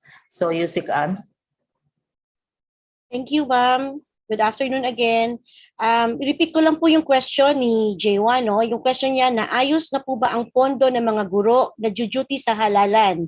So let us clarify that the fund will not come from DepEd. So hindi po siya kasama doon sa nireport ko na approved budget ng DepEd. Kasi ang budget po ay mag-a-appear sa COMELEC. So the honoraria or the allowances that will be released and received by our teachers will be coming from COMELEC. But do not worry kasi na-update na rin po namin kayo if you will remember noong pong nakaraang Nobyembre 2021 ay may inilabas na po ang COMELEC ng isang resolution kung saan pinataas na po nila ang allowance ng mga magsisilbing Board of Election Inspectors. So I think you can have the question raised to COMELEC to assure or to make confirmation na kasama yan sa approved 2022 budget ng COMELEC. We are positive and I would really agree to the statement of our secretary earlier kasi siya po yung nag-request ng increase and if we can, I know we have a standby slide, if we can just give the copy of the COMELEC resolution last November, it was already increased. Hindi nga lang siya na-increase doon sa proposal ng DepEd through our Secretary Liling Briones. And this is the actual COMELEC resolution. It is already given to us last November. And the increases will be, if you can show the matrix please, para kasi importante po ito na makita ng ating mga guro na nanonood ngayon at kung sakaling sila ay mapili na magsisilbi para sa ating election to this coming May, ay ito po yung nasa COMELEC resolution na dapat po ma-receive ng ating mga magkakaroon ng duty during the election. Sige, paki-enlarge na lang, we cannot see. Thank you. So, the previous election, 6,000, it will become 7,000, although we proposed for 9,000. The members of electoral boards, it will become 6,000. The DepEd supervisor official or the DESO will become 5,000. The support staff will become 3,000. And dati wala po ang medical personnel pero ngayon po ay 3,000 po ito. So again, we will base our answer from the issuance of COMELEC resolution. At ito po yung nasa gitna ng mga amounts. And maybe the question on whether may pondo, it is better for COMELEC to respond on that. Kasi ang kopya po ng budget na meron kami under GAA 2022 ay yung DepEd budget po. And we will continue coordinating with COMELEC. By the way, Ma'am Liling, there is an executive committee member na directly coordinating with COMELEC on this. Maraming salamat po. Also, with due recognition to our teachers, even before the increases in the allowances and benefits were announced, nung nag-survey tayo kung mag-participate pa, kasi concern ito ng mga senators noon, papayag pa ba kaya ang mga teacher na mag-oversee sila ng elections. So nag-survey tayo, walang nagsabing ayaw nila. Pero wala pa yung pinag-uusapan, hindi pa pinag-uusapan yung increase ng kanilang mga benefits. So I think this is a very good reflection of the sense of duty of the teachers. Walang nagsabing ayaw nilang magsilbi. Even before we were talking about increases in allowances. That is very important. Thank you. Thank you, Secretary. That shows the dedication of our teachers. Ayan, thank you very much to Ms. Giselle Crazo-Simon ng Balitang A to Z for sending in your questions. For the next set of questions naman po, this is from UNTV by Janice Inghente. And the first question is on the expansion phase. Ang tanong po is, ilang pilot schools po ang hindi na muna makakasama sa expansion phase dahil sa adjustment ng alert level, including yung mga naapektuhan ng Odette? Ang mangyari yan, ang final listing will really be influenced largely by the risk assessment of the Department of Health. Halimbawa, nung in-assess nila ang NCR na alert level 3, automatically yung mga schools sa NCR, we have to postpone their classes, their face-to-face classes. So by January 15, yun ang request nila. Hintayin ang assessment sa January 15 because things might, it seems nothing, the picture is improving and people are already taking precautions and the picture will change most likely. Of course, we are all interested in NCR. I'm interested in NCR and in Region 4A kasi doon yung malaking concentration ng mga learners natin, especially NCR. 4A is our industrial manufacturing hub. And then you have NCR, which is the nerve center of many of our institutions. So, and then we also have the far off, tinatawag nating mga last mile schools. So ito lahat i-consider. By January 15, makaka-finalize na siguro tayo kasi lalabas na yung results ng Department of Health Assessment. Thank you. Thank you, Secretary. And another question still from the same, still from UNTV. This is on the question naman of 5 to 11 years old vaccination. So ano po ang magiging part ng DepEd o paghahanda sa gaganaping 5 to 11 vaccination? And hingi na rin po ng data on the vaccination status of the education sector. Itong 5 to 11 vaccinations is a source of concern to all policymakers and I'm sure also to all parents. You will all recall that ang focus ng ating face-to-face is largely sa K to 3, no, to up to grade 3 yung mga bata. Dahil yun ang advice ng ating mga pediatric experts. Tapos sila ang hindi vaccinated. And isang development, I hope it's not, I believe it, well, isang development is that in other parts of the world, children are getting infected with Omicron. but I'm ignorant, I'm not aware of fatalities, and even here in the country, but we have to take precautions. And children and babies are usually vaccinated as soon as they are born, mga newborn infants, mga kung ano-anong klaseng vaccinations, and they usually respond to this quite well.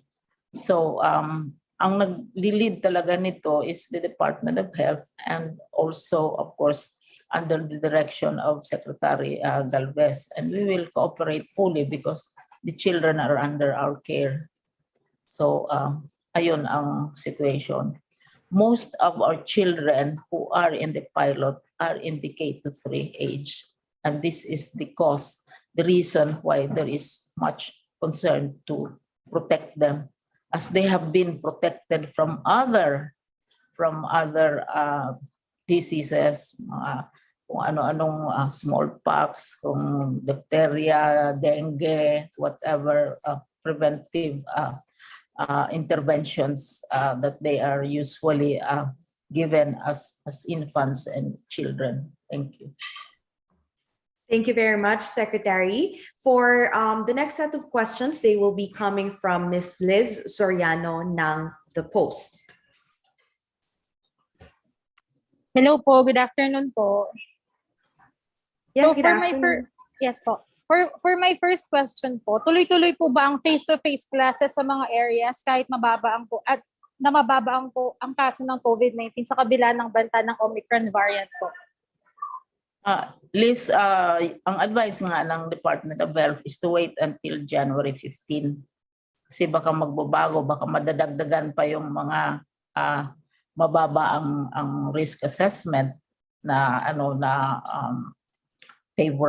favorable. Kasi ang period ngayon ng binabantayan natin is up to January 15. It's only a matter of 1 week after the usual. Usually after 3 Kings, nagbabalikan na, pinabalik na natin yung mga bata sa school. But this time, ang advice is to wait up to January 15, which is the period of assessment, para may time naman sila na mag-assess ng situation. And for the situation on COVID and Omicron to improve, as apparently they are improving. Thank you. Thank you, Secretary. And before we proceed lang to the next question, we also have with us, Secretary, Yusek Nepomuceno Malaluan with us in the call. Yusek Nepo, would you like to provide us with some supplemental answers din po? Yes, in addition to the response of the Secretary on the advice of the Department of Health, as to the expansion phase, which further recommendation to the Department of Education, as mentioned by the Secretary, ito ay ma-postpone until after January 15. Pero yung nasa pilot phase na nag-umpisa na dati, yung mga paaralan doon na wala sa alert level 3 and up at nananatiling nasa alert levels 1 and 2, ay even as we speak ay nagpapatuloy yung kanilang face-to-face classes only for the pilot schools that are already existing. So yun lang yung dagdag na information, just distinguishing those that are already in the pilot versus yung ating anticipated na expansion phase. Thank you. Thank you, Yusek Nepo. Asek Malcolm? Yes, Asek Malcolm. Yeah. Well, just to add on the information already shared by the Secretary and Yusek Nepo, kanina I emphasized, Director Nina, that yung mga pilot classes that have already started, the implementation of the limited face-to-face, those that are under the alert level 1 and 2 will continue, but this is contingent pa rin dun sa sustainability ng concurrence ng mga LGUs. So, and of course the parents' consent. So hindi natin alam, but because of the Omicron, there might be some local government units of the areas where our pilot classes are already implementing, no? Baka i-defer din muna nila. So again, we would like to emphasize that, no, that we still work under that shared responsibility framework for our pilot classes. Thank you, Director Nina. Thank you, Asik Malcolm. Thank you, Yusek Nepo. And yes, Ms. Liz, would you have additional questions for our panelists? Yes po, for my second question po, may plano po bang bumalik sa purong distance learning because of the still po Omicron variant pa rin po?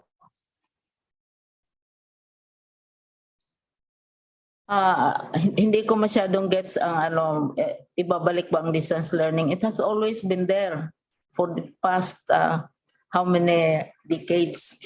Bata pa ako, may distance learning na. It's just that when the pandemic burst upon us, doon tayo nag-focus sa distance learning and the various modalities in distance learning. Pero nandyan lang yung palagi and we have implemented it. So kaya nga yung may tanong kanina earlier, anong mangyayari kung biglang mag-surprise na naman ang COVID, ready naman tayong bumalik agad sa distance learning kasi nandyan na yan bata pa ako, may distance learning na. Maraming mga prominent people na nakatapos pag-aaral through distance learning, especially at the graduate level, at the advanced levels. Usong-uso yung distance learning. So, okay lang yun para sa atin. But, recognize natin, I have always emphasized again and again and again na may value ang face-to-face. Lalo na sa mga bata. At saka that is also confirmed by our pediatric experts na kailangan ng mga learners natin na bata pa sila, matuturuan sila ng maraming bagay through face-to-face effectively. So, handa tayo sa blended. Okay. Kasi ginagawa na natin yan Thank you. Thank you po, Secretary Brio. Thank you very much. Thank you. Salamat din. Oo. Pero mabuting tinanong ninyo yan dahil para ma-clarify na hindi natin binubura ang blended learning. Nandiyan pa yan since forever. Tagal na. Matagal na. Yun lang, it came into the fore, binigyan natin ng emphasis dahil because of the pandemic. Palagi ang kinukumbay ng face-to-face. Kaya biniblend nga. Okay. Salamat, Secretary. That was from Liz Soriano of The Post. Another question which we have answered na rin po, but allow me to just read, and if ever anyone wants to make additional responses, from Jewa Bernardo of ABS-CBN News. How will the recent rise in COVID-19 cases affect the expansion phase in areas where face-to-face are allowed? The effect can be psychological. Kasi mag-worry ang parents, mag-worry ang local governments, mag-worry ang mga policy makers, not only psychological but also in terms of the return of students to school and so on. Pero ang expectations, ang demand, nakita naman natin kanina yan sa ating pag-survey ng effectiveness ng pilots natin, na malaki talaga ang degree of satisfaction with the way our pilot is conducted. So ang tanong na will the rise in COVID cases affect the expansion phase? For those which are assessed as high risk, may effect. But for those which are low risk, then we will continue with our plans. Although we are following the advice of the Department of Health to wait until January 15 by that time, we'll probably have firmer data and better news for everyone who is interested in education. Thank you, Secretary. And next, eto naman po, these are coming from Ms. Jane Bautista of the Philippine Daily Inquirer, and I will be reading the questions. First question, what are the significant lessons and challenges in the pilot implementation of face-to-face classes? First is that pilots really work. We proposed pilot studies to find out if a particular policy advice or policy proposal or policy decision will work or not. And we can only find out if we pilot it. Hindi mo naman, it's more advantageous kung pilot dahil limited ang size ng universe na ginagamit natin. And if there are any risks, makokontrol ka agad. And our pilot efforts have shown that it works. That we can have limited face-to-face in places which are allowed by the Department of Health. And we took a great deal of time in planning and making sure that there will be shared responsibility for this exercise. Pilots work, especially if the pilot areas are carefully chosen. Na mahusay ang pagpili, na rational ang model, etc. Ganon. Kung it works, then you can expand it. And that is the direction we are taking under our advice, of course, of the Department of Health.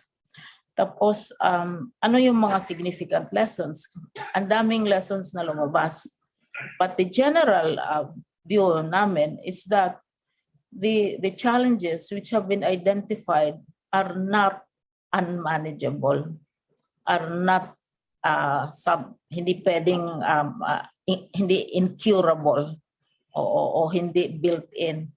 The issues can be cured even at the level of the schools themselves. And our school heads, our superintendents, our teachers are taking steps on their own. They're taking the initiative because we tell them, don't wait for a memorandum or a circular to tell you what to do if there are challenges. And that is exactly what they are doing. And a pilot strengthens a policy proposal. Kasi we have shown that it will work and therefore there is justification for even expanding the coverage of the pilot.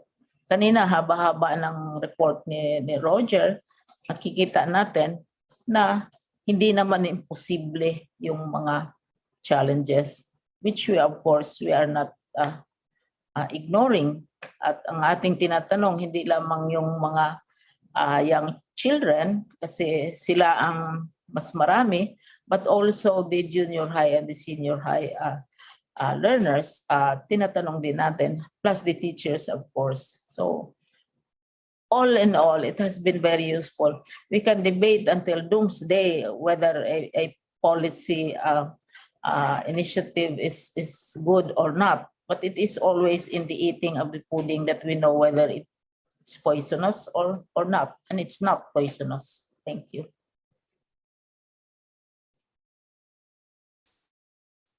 Thank you, Secretary. Sige. And another question still from Jane Bautista po of the Philippine Daily Inquirer.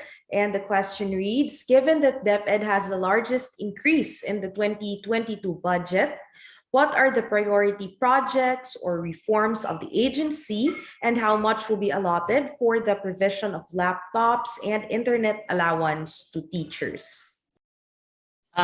Very good question. It's true that we have the largest increase. Constitution provides it.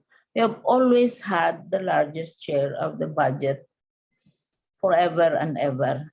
But it does not mean that what is allotted to us in the budget is sufficient for what we see we should be doing, not only for the next 6 years or 3 years or 2 years, but the future of education itself. So we know that always wants, needs expand, and always wants, needs, requirements are always larger than the resources that are available. And that is a law in economics, which some presidents have tried to abolish to no avail.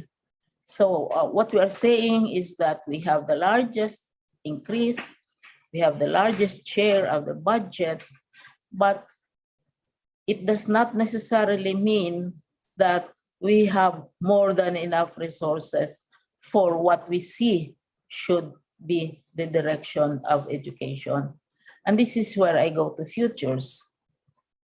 We all know that society, science, humans are changing. And I keep on saying, for all you know, we will not look the next generation or 2 or 3 generations. We will not look the way we look right now. And we have a lot of catching up to do. But we are not complaining because we know that always wants expand, needs always expand, and resources are usually constrained. And that is a reality. And we accept it. We are grateful for the constitutional protection that has been given to education as a primary commitment of the government. Now, ang question mo, the second part is how much will be allotted for laptops and internet allowances for the teachers. Perhaps Yusik Ann can help out, but there are many groups who are aware that there is going to be really huge demand for all the gadgets that are needed for us to join the digital world, which we are trying to catch up with for our learners and for our teachers and even for our communities. So maraming mang tumutulong. We have bilateral assistance. We have multilateral assistance. We have been getting donations from the private sector as well. And we are programming. Ang question is, since we say that resources are limited in relation to needs, we are saying, how do we prioritize? Yun ang challenge, alin ang uunahin. And our priorities are very clear. We will provide for those, especially last mile schools. Yung mga one-room schools, yung mga malalayo, etc., walang internet connection, although we need the help also of the other agencies, etc. Because there are places na may kulang, pero private sector helps provide for the kulang. Bilaterals also provide for the kulang. Department of Finance has been, through the Bureau of Customs, has been turning over to us regularly yung mga embargoed items na hindi nagbabayad ng taxes, mga nakalusot, mga smuggled, etc. Tina-turn over nila yan. And we have been accounting very carefully kung kanino namin yan ibibigay. So the better question, a challenging question, is how do we prioritize? Because there will be no end to the needs for education as well as for the needs of society in general, the Philippines in general. Thank you. Thank you, Secretary Yusik Ann. Mag-enroll ka sa akin. I was raising my thumbs up, Ma'am Liling, because I am reminiscing my classroom days in public finance. So just to supplement Director Nina and Secretary Liling, it is really a good question. And let me just add in the details that I provided earlier, that the budget that we got is only 50% of what we proposed. So yes, ideally, we need about 1.4 trillion pesos so that we can provide for everything. So based on my professor, Secretary Liling Briones, ang talagang challenge is how to prioritize. And your question is really good. How do we prioritize programs and activities and reforms of the agency when we have a limited resources, especially funding? Let me just provide you the joint circular of DepEd and DOH. Yun din po yung palagi na sinasabi namin sa inyo sa ating presko na shared ang responsibility natin when it comes to education. And the funding is not only from the national government.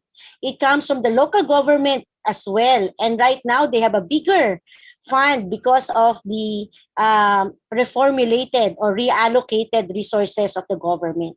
And yung pong prioritization, it will go around into 4 elements. First is safe operation. Kailangan safe ang operation ng education, especially right now we have a public health crisis. Second, the teaching and learning environment should be provided very well. So kasama na po dyan, pati po yung most marginalized at tama po sa Secretary Ling, we have the last mile school program because we are including them in our priorities. And last is the well-being and protection, both of our teachers, our employees, the learners and the parents. Kasama po sa well-being and protection, yung mental health. Napaka-importante po ngayon na meron tayong public health crisis. Kasama po yan sa pinaprioritize namin. On the second part, kasi very specific na yung tanong mo, 11.76 billion is allocated in our 2022 budget for our computerization program. This is equivalent to 45,699 DepEd computer packages. This includes laptops for the teachers, but not all. We cannot provide the laptops for all of the 1 million teachers. So meron din pong prioritization dyan. Meron din po tayong classroom packages na laptops, smart TV, and lapel so that our limited face-to-face schooling will continue. But we have the e-classroom package as well. So doon po pumapasok yung blended. Napapasok ang bata sa school in a limited period, but they will also continue the schooling through modules or e-classroom package. And last but not the least, it includes the connectivity of the learners to our teachers. At i-remind ko rin po na meron pang cash allowance ang mga teachers. Dati po, chok allowance ang tawag dyan kasi chok ang ginagamit ng mga teachers. But right now, it's called cash allowance, which includes the needs of our teachers for the new delivery method or the new delivery approach, which is blended learning. So yun po, ma'am, at thank you for the review. Ang nagpa-increase ng cash allowance yan, isa ko rin estudyante, si Senator Ralph Recto. Thank you, Yusek Ann. Thank you, Secretary. Before we proceed po with I have them all over the place. Before we proceed with the next question, Secretary, let's call on Yusek Nepo for some additional responses on the same question. Yes, thank you. Sometimes it's thought of that all the priorities would require a large amount of investments, but we would also want to emphasize that there are also priorities that are policy reforms in nature that can use or utilize exactly the same resources but will support shifts in policy. Isang halimbawa dyan ay yung aming human resource development funds which has been more or less of a stable amount in the past 2 or 3 years. Can be augmented as far as its impact is concerned by policy reform. As an example, itong ating NAYAP transformation is an example of that, whereby by changing the or by doing reforms organizationally, programmatically, as well as realignment of resources towards different priorities, you can increase the impact of existing resources. I think another example of that is the curriculum review. It does not require a very big investment, but it can change the way the curriculum is structured and taught. Of course, at a certain point, if you also adjust the curriculum, ay nagkakaroon ng implication din yan sa resources, because it can mean changing learning resources, textbooks, and other inputs. But just to complement to complete the picture of making full use of resources and prioritization, as I mentioned, it can mean reprioritization and does not always have to require a corresponding increase in budget to be able to create an impact. And I think that that's one of the directives of the Secretary, is to really find ways by which we can address the challenge of quality through reforms that are expressed in policy changes. Secretary mentioned about looking at education futures, for example. Of course, the other side are those that require quite a huge amount of investments, and you can see that with respect to the digitization, improving a learning environment like classrooms and so on. But not all requirements for improving the quality of education will necessarily require additional resources. Thank you. Thank you, Yusek Nepo. And those two questions came from Ms. Jane Bautista of the Philippine Daily Inquirer. Maraming salamat for sending in your questions. And next, let's call on Mr. Bons Magsambol of Rappler. Hello, Happy New Year po sa DepEd family. Anyway, I have two questions. My first question is, the Department of Education reports cases of flu from students who joined the limited face-to-face classes last year. I'm just wondering, were these students tested for COVID? And what's the protocol for testing in case? Roger can answer part of the question, pero yung tanong mo whether the students were tested, yung children natin from 5 to 11 who are in K to 3, yun ang hindi na-test. Kasi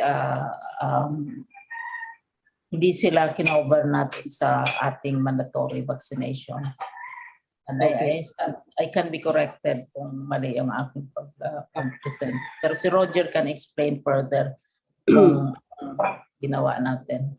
Okay po. Pero so we kept them safe by requiring, for example, the parents to give a written to give the written permission, and then we sought the permission also of the local governments, etc., on the advice of pediatric experts.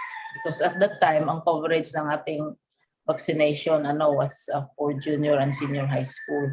And the children and the younger children were not included, because the assumption is that they have stronger resistance and so on and so forth. But it seems that Omicron is challenging that impression.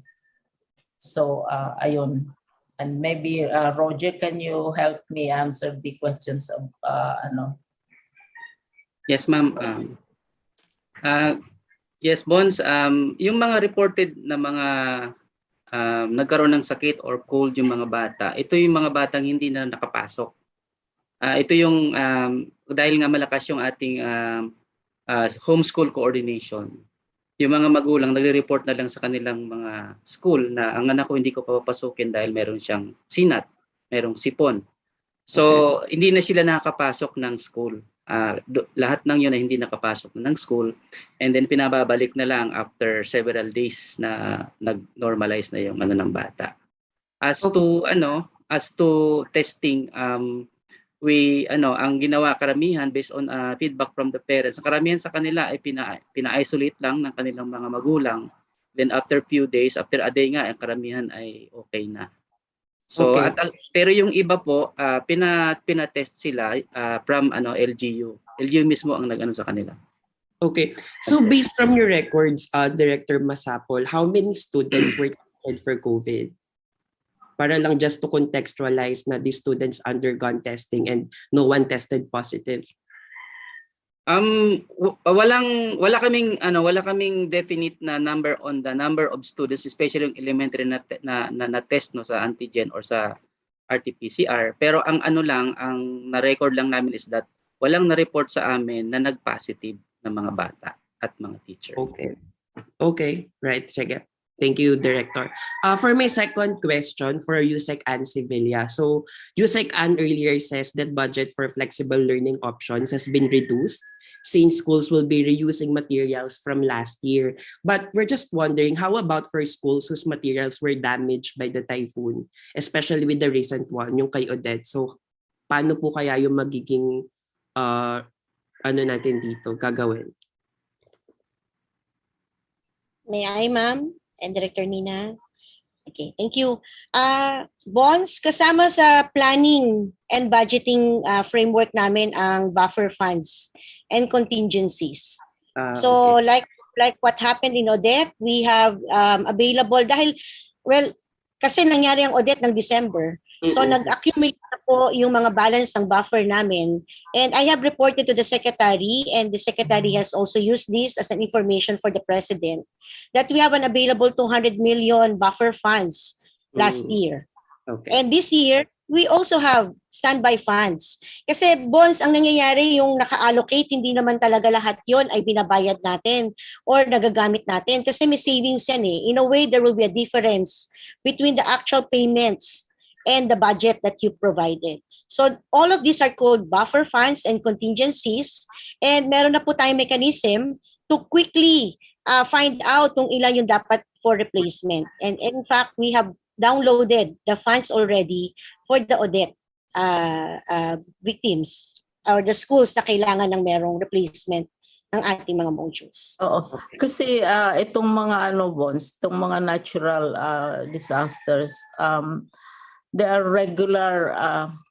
regular visitors to our country and to our schools. So ina-anticipate na namin yan na we do not know perhaps exactly where the damage will be kasi nagbabago-bago from the east or from the west or from Mindanao or from Luzon or whatever.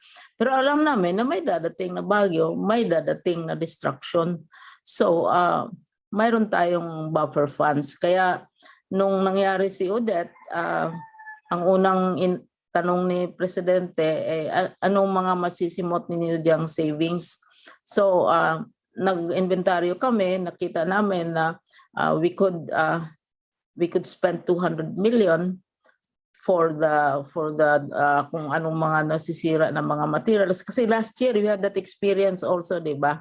Sa Southern Luzon, na ang laki din ng damage sa ating mga materials, but still it emphasizes to us that we really have to find alternatives to the dependency on printed material, and unless we develop, we are already suggesting technologies for keeping our printed material safe. Huwag yung sa tabi ng ilog o sa tabi ng dagat, o huwag ilalagay sa ground floor kundi sa second or third floor ng mga school buildings natin, and all those precautions. Pero still mayroon pa ring damage, so ina-assume namin, and yun ang ginamit namin immediately, na-release namin yung fund na yun eh. At saka mayroon tayong system din in DepEd itself, and I'm sure it's being done by other government agencies, na may standard format na kita kaagad yung damages, makita kaagad yung loss, and kailangan mag-report.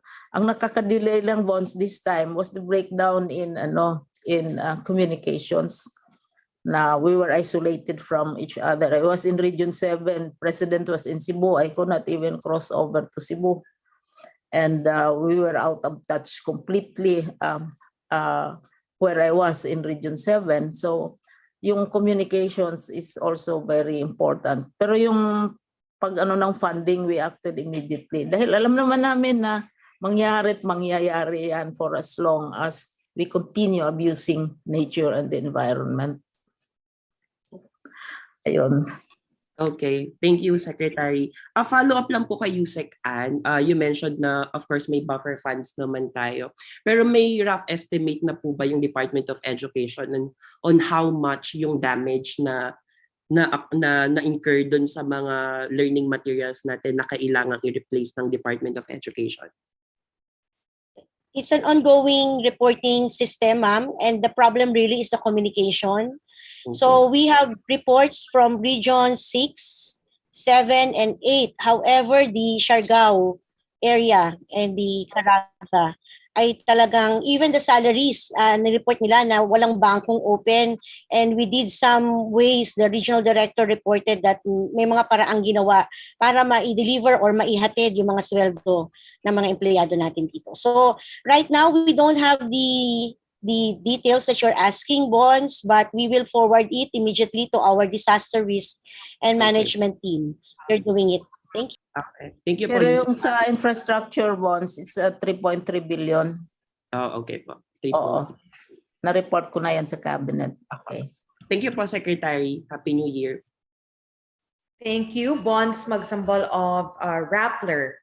For the next set of questions, or for the next question, let's call on Mr. John Eric Mendoza ng Inquirer.net.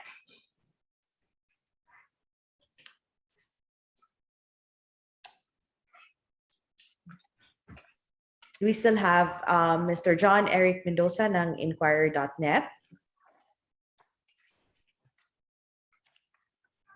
If not, I can read the question. The question, Secretary, is ano po ang protocol ng DepEd sa mga bata na nagkakaroon or magkakaroon ng flu-like symptoms? Usually, dinescribe na yan kanina ni Roger. Usually, ang parents ang nagtitake action kasi sa bahay nila, hindi na nila pinapapasok at saka hanggat magiging manageable na. Pero kung halimbawa nangyayari yan sa loob ng school, kaya requirement nga natin na itong mga halimbawa in the case of the pilot schools, malapit talaga sa health facility. At saka usually ang mga schools may mga clinics sila for such like flu or colds or cough. Mayroon namang mga school nurses, may health facility na malapit kasi atin yang require if the symptoms manifest in school. Pero kung the symptoms manifest in themselves at home, usually ang nagde-decide ang parent. Sinasabi lang nila na hindi ko papasukin yung anak ko dahil nga sinisipon or inuubo o malakas ang ulan dito, etc. So inaalagaan sila either by the parents or by the school itself. And then kung talagang kailangan ng more action, nandiyan naman ang Department of Health. Kaya gusto namin na yung mga schools natin medyo accessible din ang health facilities. So ayun ang ating ginagawa at this time. Thank you, Secretary. May I also call on Assistant Secretary Malcolm Garma to add some responses to this question? Thank you, Director Nina. Secretary, just to add also, yung testing for COVID is actually not hindi yan standard, no? We already referred this question to DOH. So hindi automatic na nagkaroon ng symptoms ang mga bata, lalo na yung mga 5 years old na pataas. Hindi automatic that they will undergo the swab test. What is important that is embedded already in our guidelines, ma'am, is the referral system. So kung bata ay nag-manifest po ng symptoms sa loob ng eskwelahan habang nagpe-face-to-face classes sila, the first thing to do for the teacher is to isolate that child or the learner who manifests this symptom and then refer. So importante po yung part ng DepEd in terms of referral system. Refer this to the DOH or LGU health units. And then the next thing to do is to assess. So yung assessment po will determine if yung pong bata nag-manifest ng symptom ay dapat i-test. If ever they will be tested positive for COVID, then the next thing to do, ma'am, is to contact trace, which is very important. Para ho ma-determine kung saan nagkaroon na exposure yung bata or teacher who tested positive for COVID.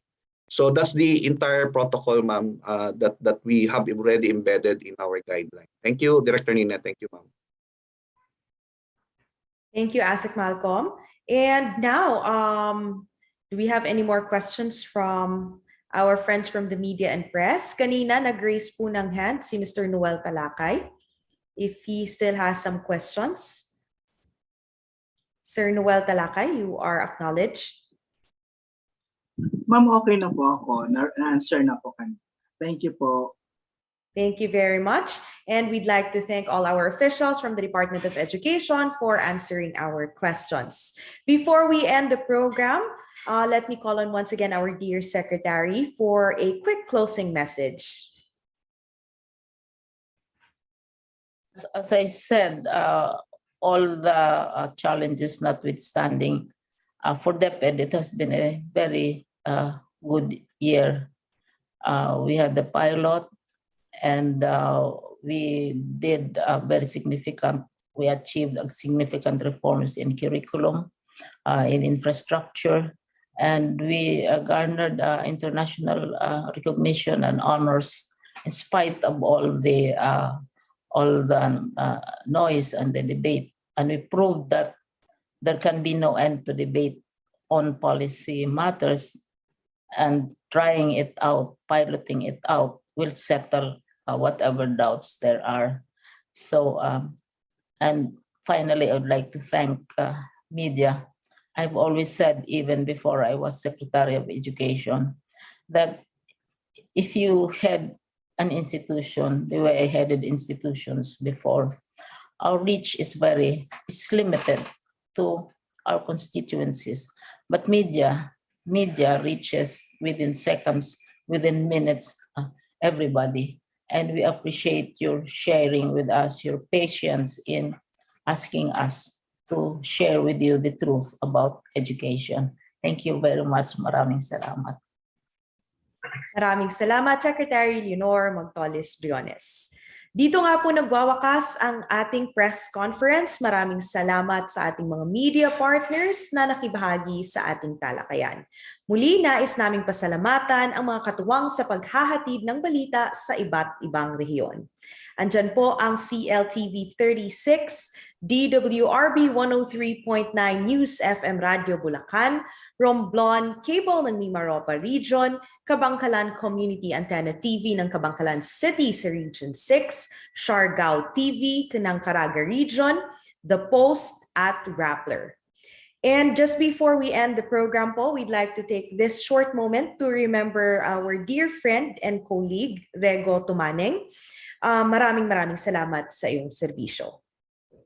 Ako po, si Nina Bianca Sanglay mula dito sa Office of the Secretary, at sa ngalan ng tuloy-tuloy na paghubog sa mga kabataan, tayo ay magkaisa upang mapalakas ang aksyon at solusyon para sa edukasyon, para sa bata at para sa bayan. Ito po ang EduAKSYON, aksyon at solusyon para sa edukasyon, DepEd Virtual Press Conference. Maligayang bagong taon.